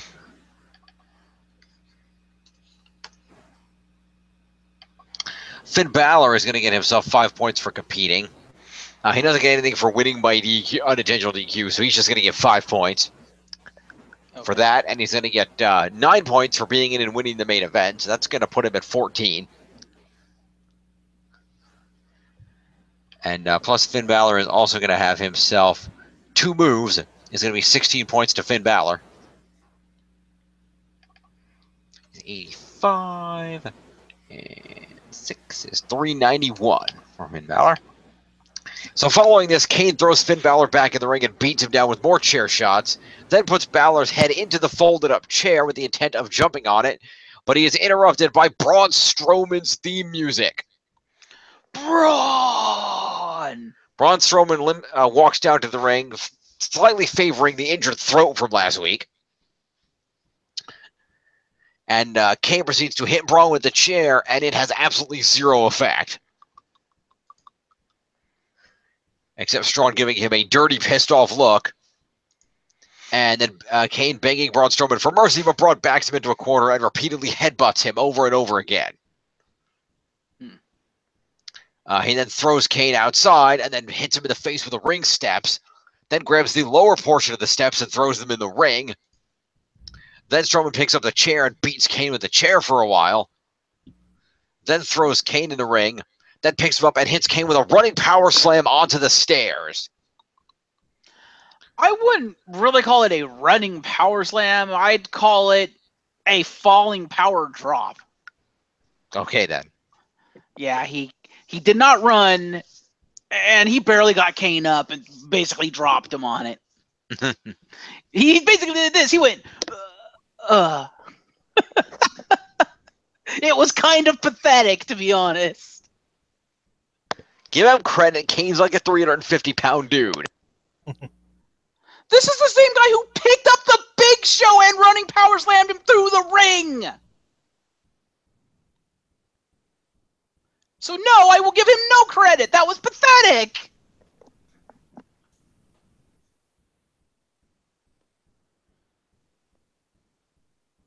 Was that Kane he power slammed through the ring? He power slammed someone through the ring, but I know he's power slammed the Big Show before. It was Kane that he power slammed through the ring. But he did power slam the Big Show before with like no problem. Literally picked him up, boom, And flipped an ambulance. That too. Maybe no, he running power slam Big Show through the cell, didn't he? Possibly. Either way, he still picked him up and ran with him. Yet here, he could barely lift Kane up and just, It's just like, oh, come on. Yeah. Anyway, so Kane gets power slammed on the steel steps. The fans chant for another one, but instead he picks up the steel chair against Kane's throat and then slams it against the ring steps like Kane did to him last week. Then he does it a second time for good measure. Yep. So it's going to be Braun Strowman with a out-of-match assault is 4. Weapon use is another 3 is 7. And 1 for the power slam is 8 points to Braun.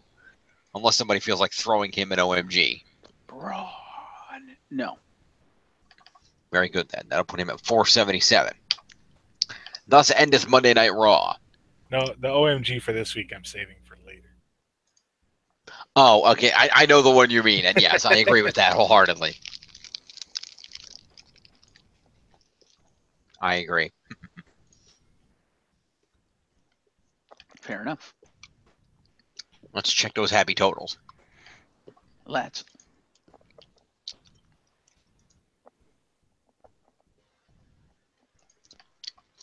Probably help if I wrote the Raw totals down before I did that, though. It would. All right. Wait a minute. Yes. Yeah, what the hell? What the Oh yeah, I had to refresh it to see the Raw totals first. Yeah, I'm an idiot. I'm thinking we already did Raw. That was the opening show totals. I'm a moron. Moving on. All right. Cresting 6,000 at 60-26 is still in the lead. The Champions of Justice. Followed in second at 53.72 by TNA Worldwide. Clocking in at third is the Glorious End at 47.53. And the Steadily More Broken Highlight Club is clocking in at 41.84. Well, all right then. So that's going to be 47.53. And 53.72. And 41.84. And 60.26. Okay. Let's go to the SmackDowns. All right. All right.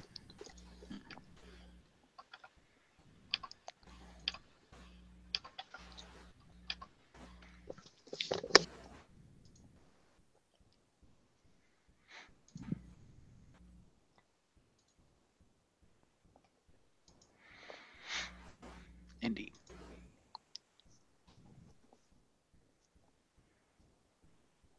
So what happened on the SmackDown? Well, SmackDown aired from the Rupp Arena in Lexington, Kentucky. Kentucky. Hmm? Said Kentucky. Okay, then. You said it was emanating from Kentucky. It is.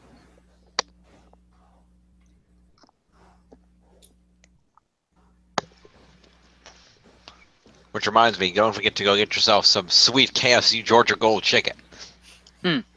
This is Ric Flair impersonator, not Ric Flair. Nice as Ric Flair impersonator. You can see selected Southpaw Regional Wrestling competitors at the KFC trying the new honey-flavored Georgia Gold chicken. And you can get them to sign your rappers, maybe, if you ask nicely.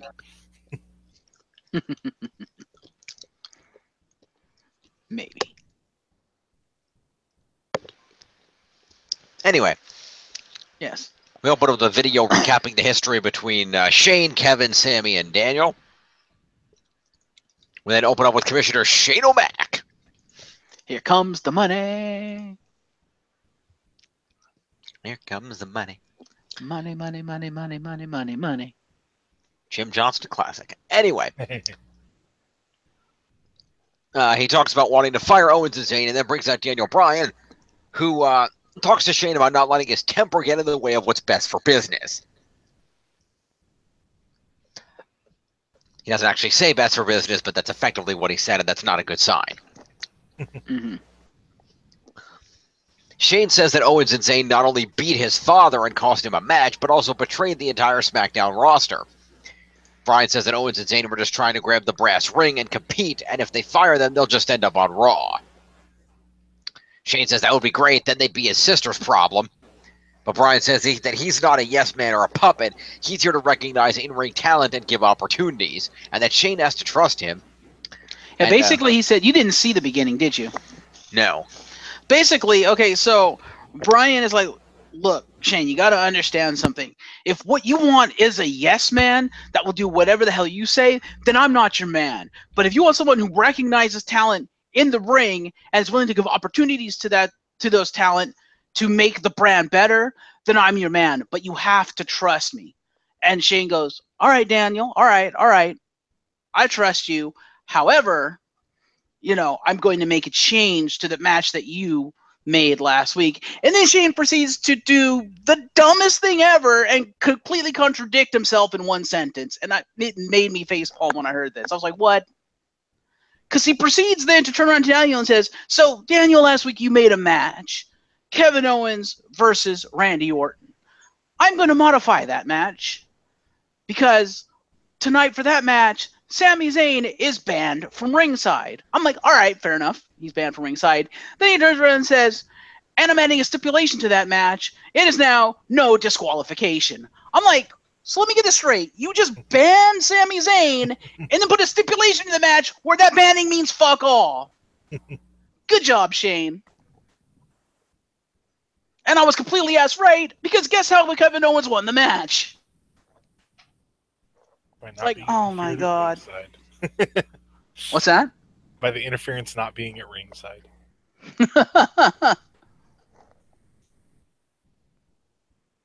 But still, it's like you ban someone from the match and then make it no DQ, so even if they interfere, there's nothing the ref can do. It's like, wow. Yeah, as soon as those words left his mouth, I just face palmed. I was like, oh god. Really? So yeah, that was Shane's brilliant promo of contradictions. Yep. You're a commissioner, ladies and gentlemen. Yep. And this is why I'm a Daniel Bryan fan. Yep. Yes. Yes. Yes. Too bad you can't have that on command. It's random, but oh well. No, it's not random. It's just on a cycle. Yeah, fair enough. Yep. Anywho. So, yeah, they're authority figures. They get no promo points. Moving on.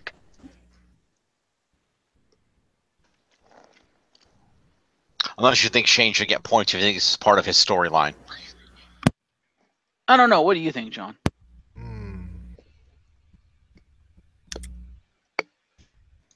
No, I don't think so. Okay, moving on. The New Day are backstage.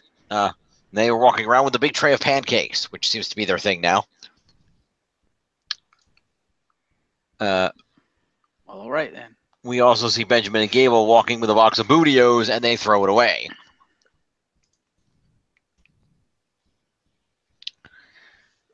We then cut over to Owens and Zayn complaining about how SmackDown management keeps stacking the deck against them.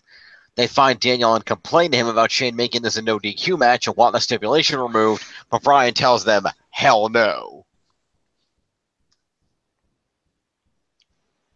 That's a promo to Owens and Zayn. And Owens and Zayn are fucking idiots. That's wonderful. Why would you want the stipulation removed? It guarantees you a damn victory.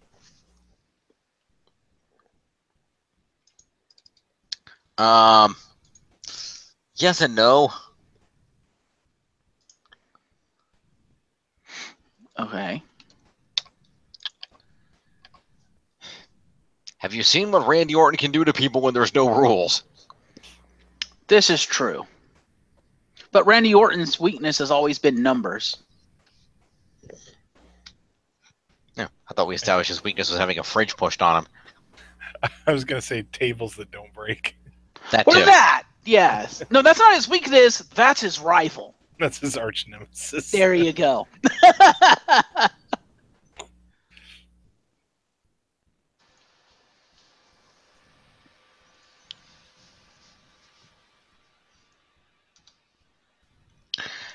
Anyway, so we go to the ring, and the New Day take on Gable and Benjamin. The Usos are on commentary for the match, and the New Day give them pancakes. Okay. Kofi and Xavier will be wrestling this match. And they take on Gable and Benjamin, and the New Day come out victorious.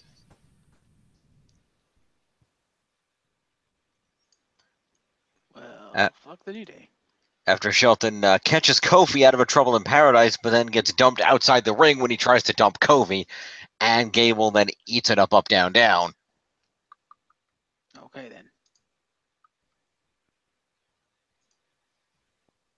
So, yeah. So anyway, the Usos are going to get commentary points. Because they were there. Fair enough. That's 298. And a 313. All right. Then we have Gable and Benjamin, who did not win this match. So Gable had no moves. He's going to get 5 points for being in the match.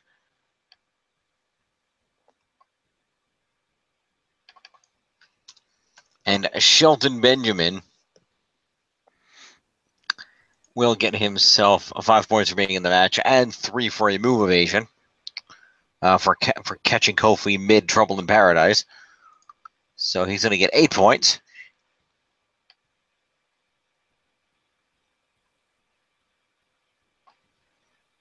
Did you see SmackDown, Jeff? Parts of it. Obviously, I saw the beginning of it. Oh, right. Yeah, that's fair. Yeah. And then the New Day. So Big E is going to get accompaniment points. Actually, wait. No, I didn't because I wasn't home. I think I saw that online. Ah. Yeah, because when I saw that combination, I was like, hey, I got to see that. That's how I knew they made that stipulation. I was like, really, Shane?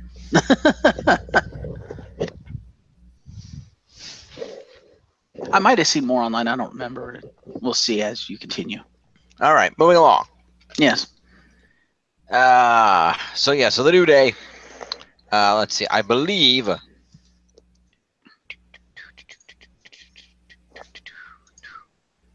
I have no idea who the hell the legal man was. I'm going to assume it was Kofi.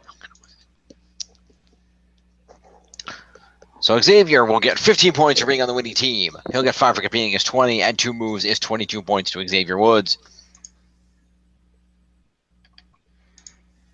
All right. That will be 169. I forgot I had them. A New Day. And then Kofi will get 20 points for winning. He'll get 5 for competing is 25. And 4 for moves is 29 points to Kofi.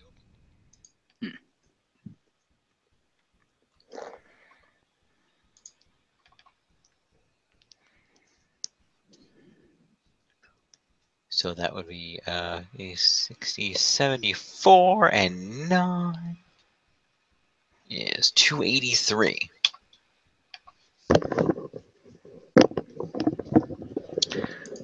Following the match, the New Day dances and celebrates. And then we cut backstage to Charlotte Flair, who was talking to Naomi about the sneak attack last week by the new women on the roster. Natalya walks in and tells Charlotte she should be thanking them for interrupting their match. Charlotte tells Natalya to sit this one out, but Natalya said that Charlotte needs her tonight.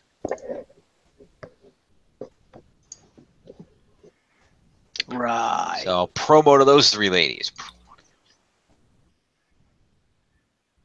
Charlotte.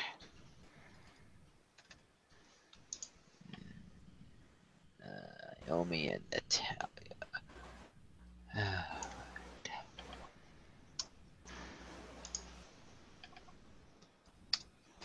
Okay.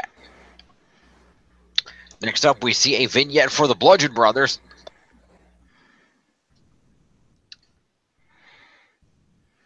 It's a promo video, so I don't know if that counts as them cutting a promo or not. I guess it does. Hmm. So we will go ahead and give them some points.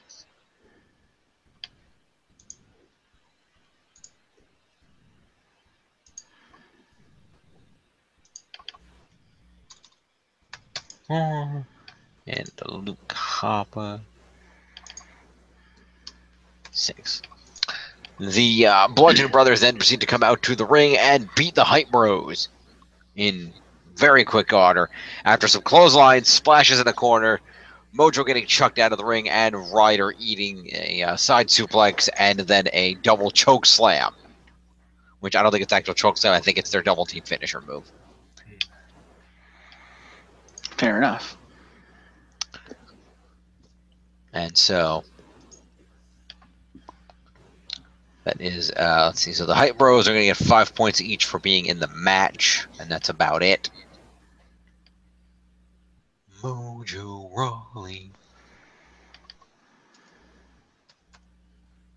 And Zack Ryder. 9. Okay. Harper and Rowan. The aforementioned Bludgeon Brothers. Yeah, so Rowan was the legal man, so Harper is going to get 15 points for being on the winning team, 5 for competing is 20, and 3 moves is 23 points to Luke Harper. Hmm.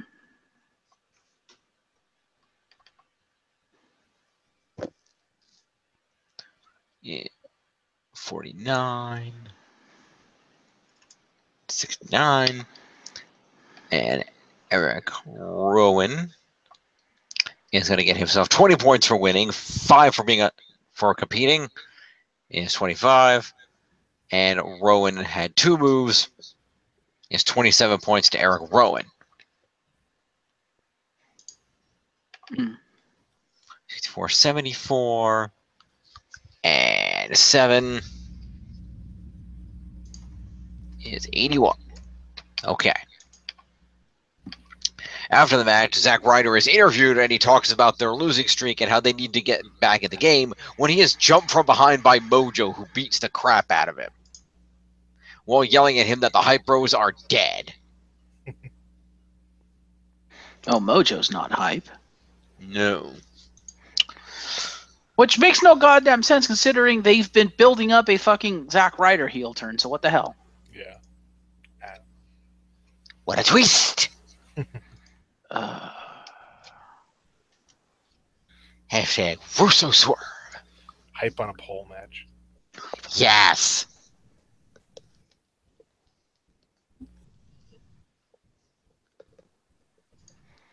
What would hype look like on a pole? I don't know.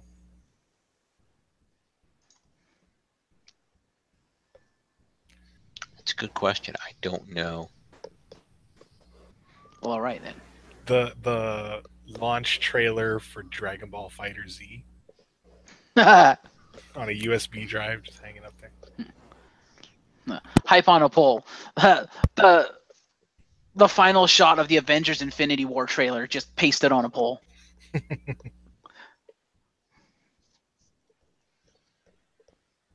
So a picture of the Guardians? Yes. That would work. Or you could do the other one.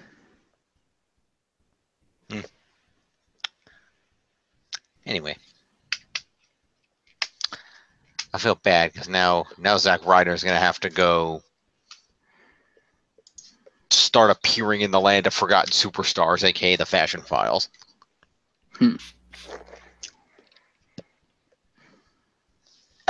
But hey. So, did I give Mojo assault points? I don't think I did. So Mojo's going to get assault points for that. Fair enough. So following all this, we see a recap of Corbin and Rude getting into it last week. Rude does an interview backstage, trashing Corbin, saying that he's smarter, better, and is going to take Corbin's United States Championship. Corbin interrupts, saying he's not scared of Rude, and Rude says, well, if you're not scared, why don't you put the title on the line against me tonight? And Corbin is like, no, and leaves.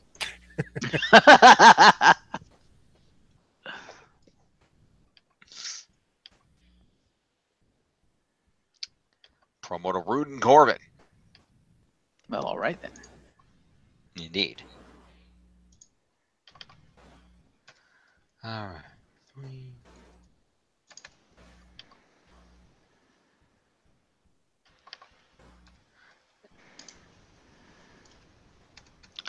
I like it when they feud guys that are really close together alphabetically. It makes it easy to score their stuff.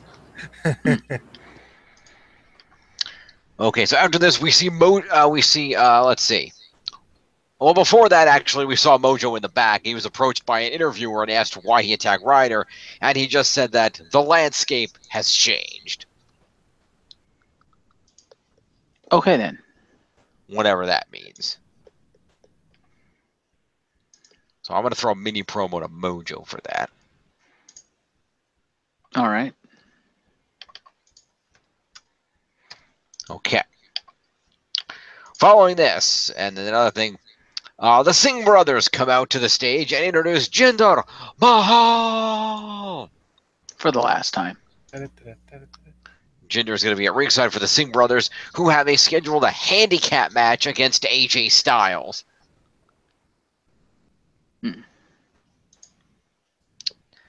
Before the opening bell, Jinder proceeds to crack AJ in the face and starts stomping on him. The Singh brothers join in on the beatdown as the ref tries to get Jinder out of the ring. And they continue to beat down on AJ. Jinder throws him into a ring post outside the ring. But AJ manages to recover and tells the ref he's going to compete. The ref throws Jinder out of the ring, and they actually start the match. So it's going to be Jinder with an out-of-match assault.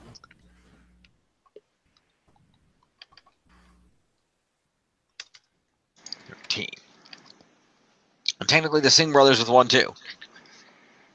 Mm.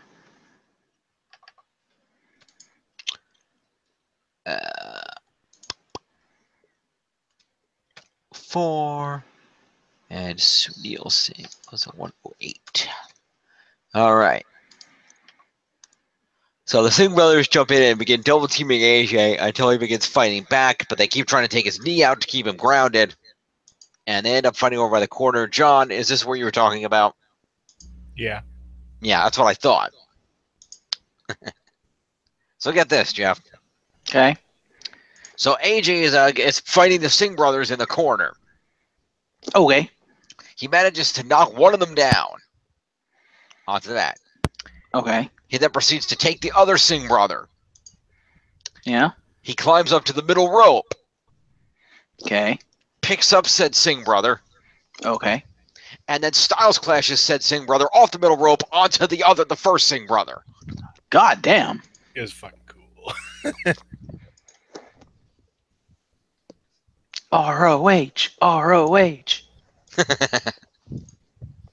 Bullet Club. Bullet Club.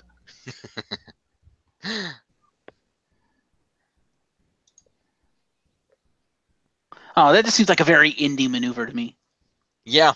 Yeah. You're not wrong. So AJ then scores a 3 count and flees the ring as Jinder attempts to attack him again. Jinder then gets very pissed off and proceeds to hit each Singh brother with a kalash. Have fun back in 205 Live. Yeah, basically. Because you know that's why they did that. They're replacing them with Jinder Mahal. We don't know with who yet, but Yes.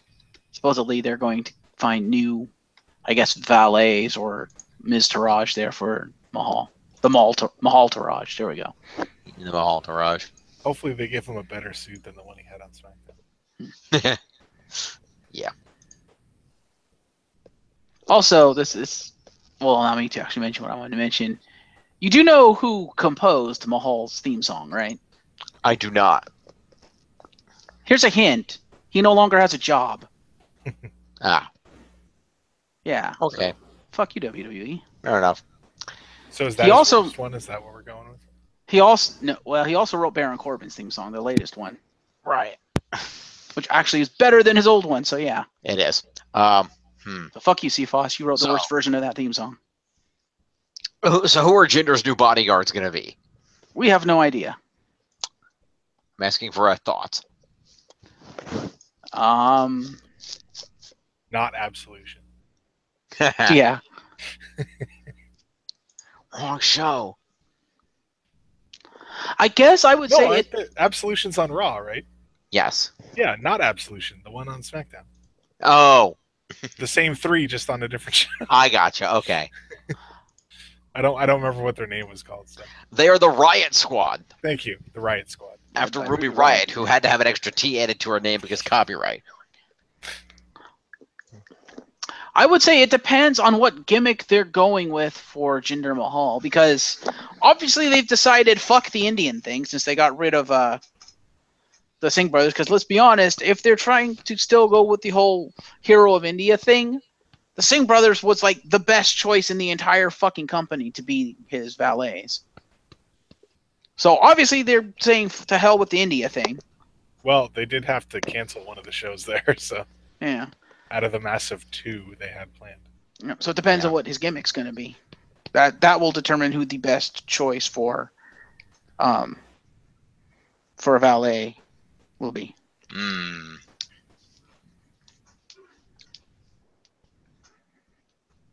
Because for all we know, they could be calling up like a tag team from NXT or something. That is plausible. I can see that. 3-man band. Bringing it back. Yeah, but if they were going to do that, they wouldn't get rid of the Singh brothers until like WrestleMania after he's been injured. After he recovers. Yes. Also, Drew McIntyre is injured as shit. I know. Yeah, that's what I said. That's why I said that. Right. They'd probably still have him go over more than the Singh brothers. Yeah.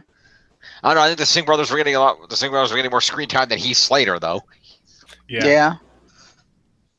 And he got kids. Needs that job. He does. I have a couple of thoughts. The first thought that comes to my mind: Bludgeon Brothers. Could be interesting. I could see that. Another thought: Mojo Rawley in a suit. I'm still picturing him with the things under his eyes, and it just looks hilarious. Him in a suit with that. Yes. The Band-Aids or the face paint or whatever the shit it is.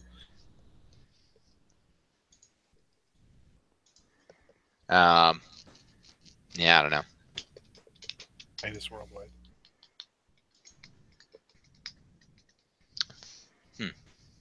Possibilities. I guess we will see. Because really, who are they? I mean, I guess because who could they call from NXT? Because really, the only options that come to my mind would be the Authors of Pain or Sanity. Ooh, Authors of Pain. That's not a bad one. Yeah.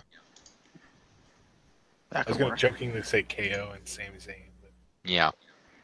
But then the question also is, does that mean that Jinder would then stop talking and let Paul Ellering do the talking for him? I'd be okay with that. I would be okay with that too. Moving on. So anyway, the Singh brothers get beat up by everybody. So they're going to get they're going to get technically a handicap as a specialty. So they're actually going to get 5 points and 3 for a specialty. They're going to get 8 points each for that match. Yep. Yeah, they got the Ellsworth treatment. Well.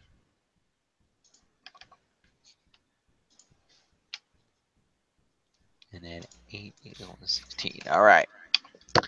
And then. I better hope not. Yeah. Well, you never know.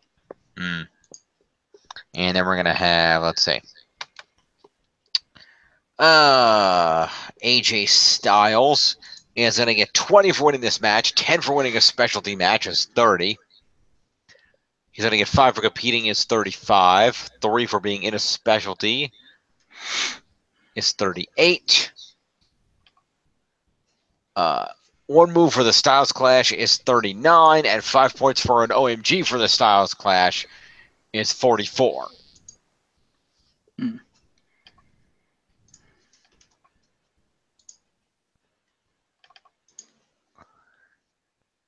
that's going to be 29, 69, 569. And Jinder Mahal is going to get an additional assault and 2 Colossus is 6 more points to Jinder.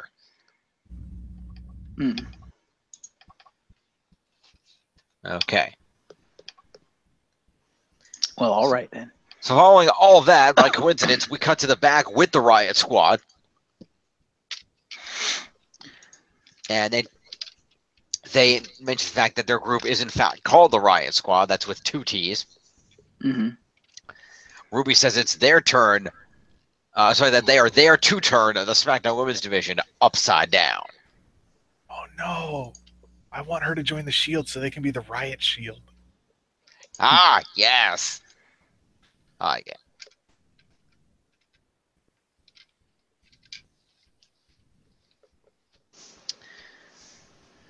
So that's going to be, I'm going to give a full promo to Ruby Riot, and I'm going to give a mini to the other 2. Fair.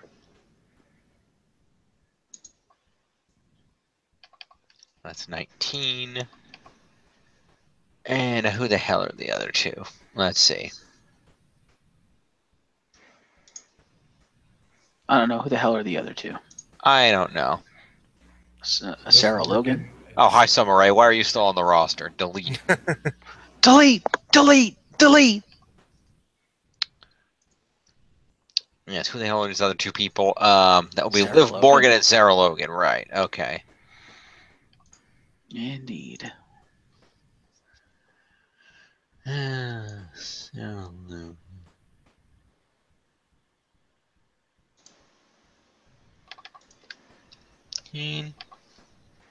And Liv Morgan.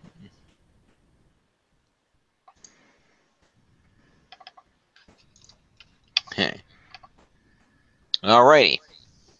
Well, all right then. The New Day hawks some WWE shop deals in a pre-taped segment, so I'm not going to award points for that. Fair. We then have a 6-woman tag team match of Natalya, Charlotte, and Naomi versus the Riot Squad.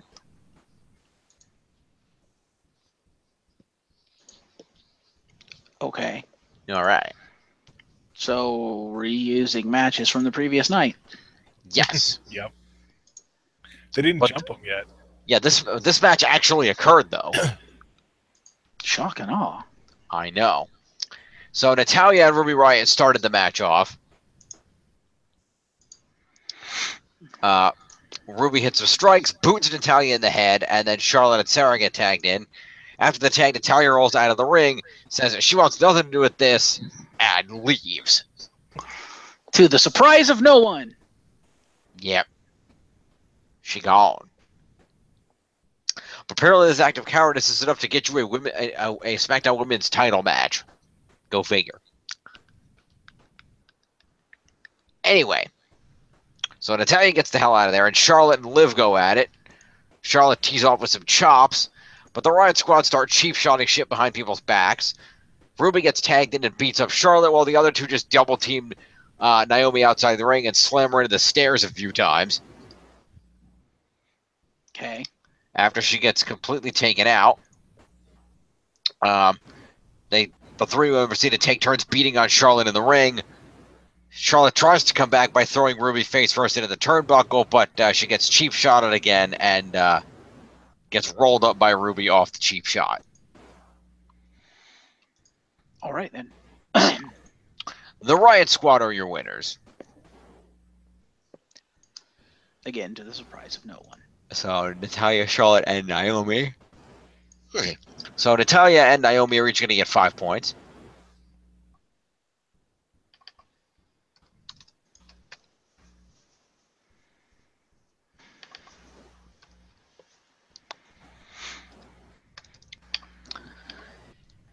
And then Charlotte is going to get 6 points.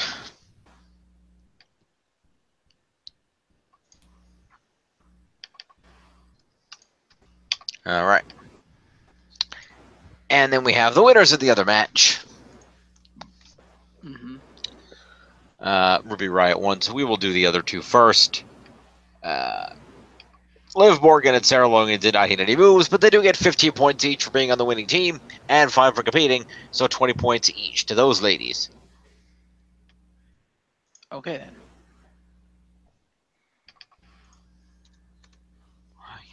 And Sarah Logan.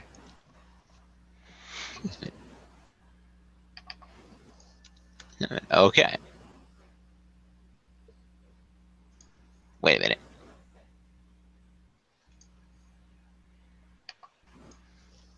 $37. Okay. Sure we worded that properly.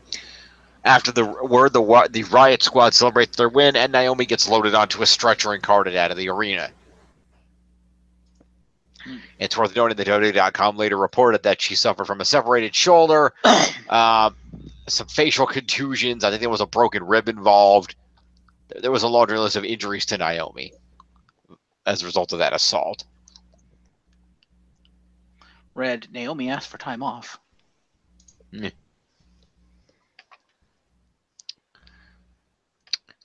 So we then cut to the backstage area where Randy Orton heads down the hallway, no-sells an interviewer, and heads out to the ring for his match.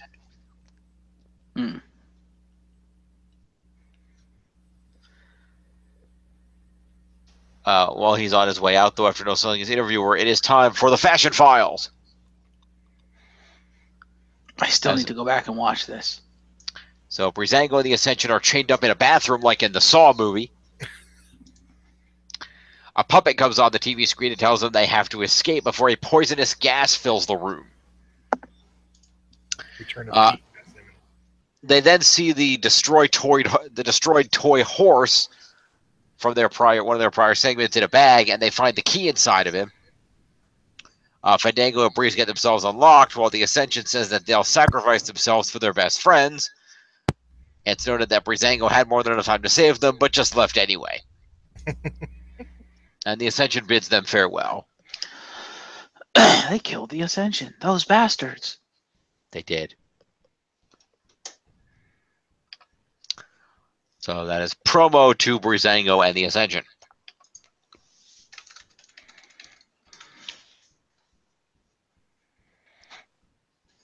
Let's see, Tyler Breeze. And where's Victor? He's down here somewhere, isn't he? Yeah, Victor. And Connor.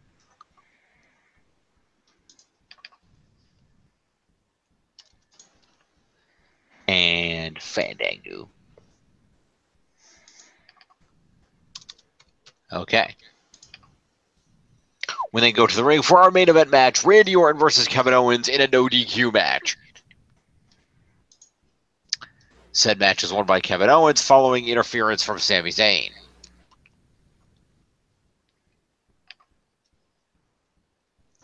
Fair enough. So, Sami Zayn is going to get interference points. 6 of them, and 3 for a chair use. There's 9 points to Sami. Yay. With him at 303. We then have the match proper. Randy Orton is going to get himself 5 points for competing, 3 for being in a specialty match, 8, 4 for being in the main event is 12, and 7 moves is 19 points to Randy Orton. And Orton uses weapons, so that would be 22 points to Randy Orton.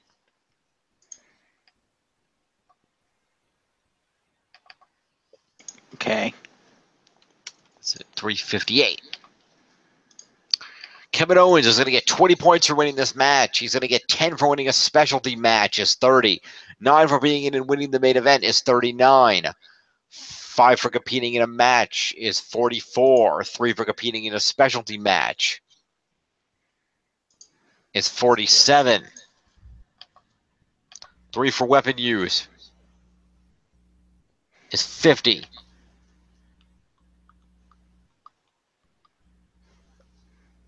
Right? I'm at 50, right? What you just said. Yeah. 50 and 9 move points is 59 points to KO.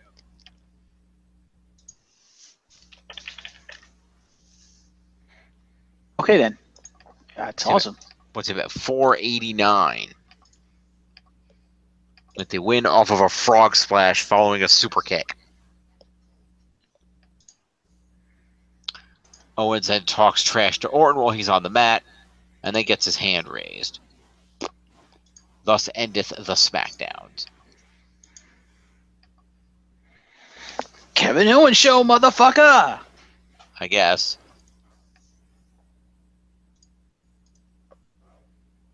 Refresh. All right. Still in the lead at 60-90. Yes. Champions of Justice followed out at 55-24 by TNA Worldwide. 49-09 for the Glorious End, and 42-04 for the Broken Highlight Club. All right, then.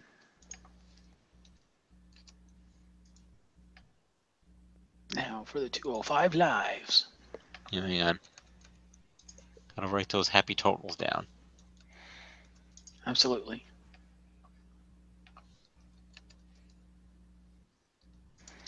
Okay. All right, then. And then we shall, in fact, go to the 205 lives. Excellent. It was a bit of an interesting show. Okay. Because with the major title-related matches happening on Raw, we're instead treated to filler. Fun. Filler.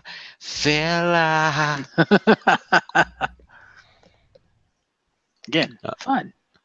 So we get a recap of Kurt announcing the Fatal 4-Way matches. And then we open the show. We start out with the hashtag realest champ in the room, Enzo Amore. How you doing? He comes out with Noam Dar and talks about the Zoe train and how he's responsible for the cruiserweights getting more opportunities. And then tells Dar that he has to redeem himself tonight after losing in the Fatal 4-Way on Raw. He's kind of not wrong. Promo to Enzo.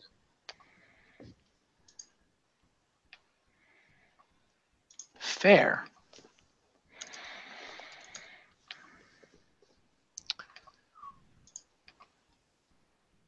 Noam Dar that proceeds to lose a match to Rich Swann.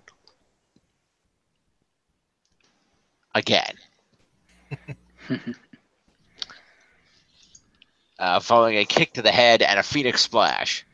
Enzo was yelling at Noam throughout the match to motivate him, and after the match, Enzo threatens to kick him off the Zoe train, which is only for winners. Okay, then. Dar wants another shot, but Enzo says there might not be one.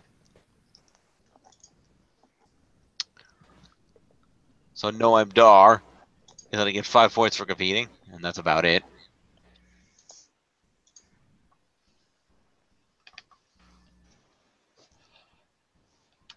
And you know, I'll give him 10 because he technically spoke to Enzo after the match. Wake up.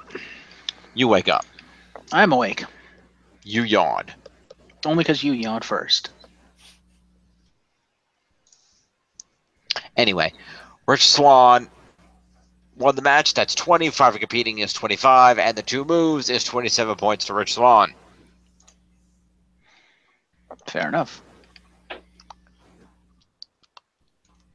Or 48. And the top 10 for Rich Swann. Following this, Dasha Fuentes chats with Kalisto, who talks about how hard it's been to live with losing the title, and he vows to work his way back to the top starting tonight. Okay. He then proceeds to defeat Gentleman Jack Gallagher in a match via disqualification. Okay, then. After he hits a Salida del Sol, and then Brian Kendrick attacked, and there was a 2-on-1 beatdown. Okay. As you do. As you do. So that's going to be Brian Kendrick with an interference. That's the Brian Kendrick with an interference. Okay. Puts him at 203 live. Yeah. We then have Gentleman Jack Gallagher, who... What's that? I said, isn't that what Big Cass weighs in at? I think so. He's well under 200 pounds. Anyway, so we've got here, let's see. So a DQ situation. This was in, I don't know. Was it Count Kendrick jumping in an intentional DQ on Gallagher's part? Probably not. Okay. Unless there was some indication that they set it up beforehand. I don't know. But anyway, so that being the case, then it is just an unintentional DQ loss, so he doesn't lose any points. So Gentleman Jack Gallagher's just going to get 5 points for being in a match then. Damn you, Jack Gallagher. Earn me points. Not so long as he's Jack Toxic. Yeah. If Oh, Jack damn. Toxic gave you already more points, those dudes were the tag team champs. True. Anyway, Kalisto is going to get points for 5 for competing, 1 for the Salida del Sol that he hit his 6, and winning a match via a disqualification, via an unintentional disqualification, does not get him any extra points, so he's just going to get the aforementioned 6 points. Wow. Wow. That's 448. Okay. So following this, we have a highlight package for Hideo Itami, who's coming soon. And in the locker room, Swan, Alexander, and Ali talk about Itami's arrival. Briefly. Cedric then says that he thinks he's going to be facing Rich Swann for that title shot, which Mustafa Ali does not appreciate. Alexander and Ali then agree that they're going to worry about that on Monday, and they're going to worry about taking care of the Zo train tonight. Sounds like a plan. Promo to Swan, Alexander, and Ali. Alexander puts Cedric right at 500. Woo. Mustafa Ali.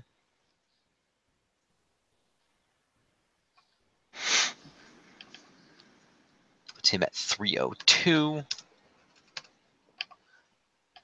And Rich Swann is getting another 5 points, which is going to put him at 453.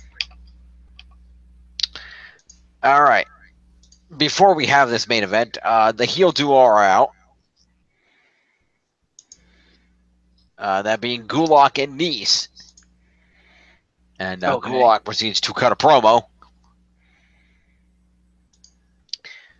mentioning that Enzo Amore, their good friend, told them that he thinks that the two of them should be called Team PowerPoint.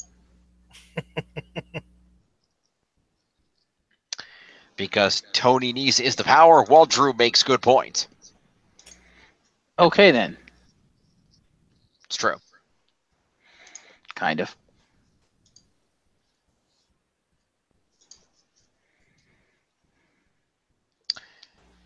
Justice League references come up next, as they said that Tony Nese, being the buff power dude, is their Aquaman. Gulak is obviously their Batman, the brains of the operation. And they vow to win tonight for their Superman, Enzo Amore. I think that's where the Justice League comparisons fail. Because Enzo Amore is more like the Flash. When it comes to real combat, he's never done it before. He just pushes people and runs. Yeah. Ha ha! Drew teases that he's going to bust out some slides, but then they get interrupted by the face entrance. So that's a promo to Gulak and Nese. Fair enough.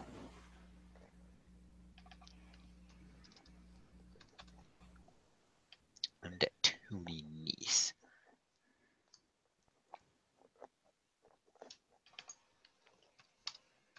All right.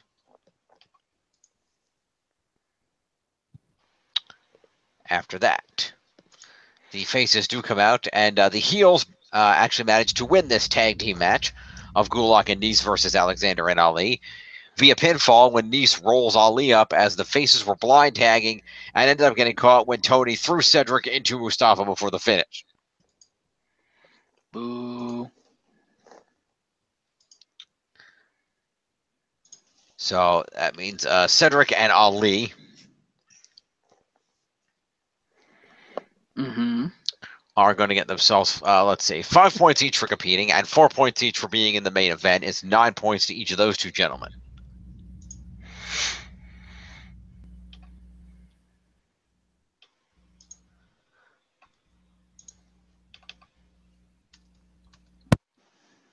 And 9 points to Cedric. I vote. All right. All right. And then, let's see, Nice got the victory. So Drew Gulak is going to get 15 points for being on the winning team. He's going to get himself 5 points for competing is 20. And 4 for being in the main event is 24 points to Gulak. Okay, then. 274. And then Tony Nese won the match. That's 20. 5 for competing is 25. And 9 for being in and winning the main event is going to be 34 points to Tony Nese. Damn you, Tony Nese. What's it? 189. Enzo comes out and celebrates with his two gentlemen after the celebration to end the show as Alexander and Ali argue it with each other outside the ring.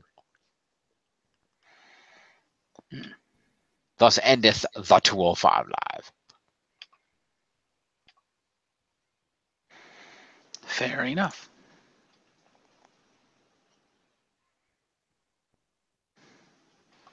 All right. So let us go ahead and see what is going on with the happy totals for the week. Let's do this. Refreshing. All right. Still in the lead at 61-61. Okay. Are the champions of justice. Followed in second place at 55-58, TNA Worldwide. In third at 49-14 is the Glorious End. Still trailing in last at 42-54 is the Broken Highlight Club.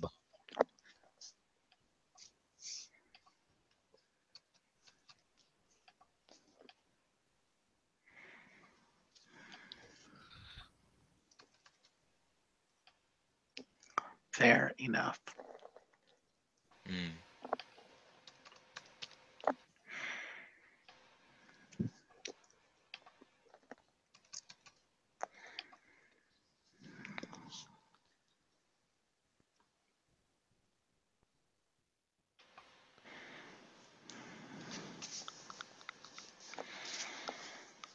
All right.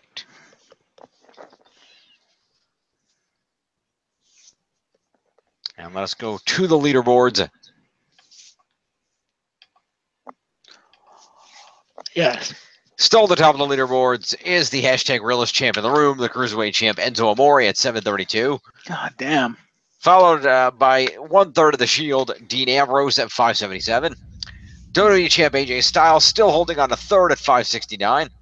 Followed by another half of the Shield, Seth Rollins at 560.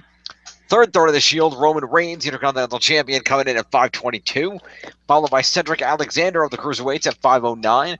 2 points ahead of the former Intercontinental Champ, The Miz, at 507. Kevin Owens coming in at 489.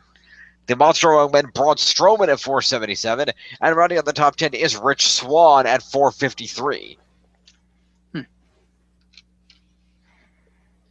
There you go. Fair enough. Indeed. Yeah. So, with that, we endeth our show for the week. Final thoughts. Weird show, or weird week. A little bit. And also, what's up with the lack of originality with taking the two female factions and making them basically exactly the same? I know, right? That was weird. It's like, it's one thing to have their debuts mirror each other, that's fine. But to literally have their gimmicks and literally their matches mirror each other, you're it's like, wait, what? But that's just it. They didn't. The Riot Club came out and legitimately won a match. Absolution didn't bother. They assaulted 2 of their competitors beforehand, so there was never a match. That's the difference. Is that Absolution is running? Absolution is planning. We're just going to assault people and screw shit up. Riot Squad is we're going to prove our superiority. Yeah, we made an impact our first week, but now we're going to show our superiority by actually wrestling and winning matches.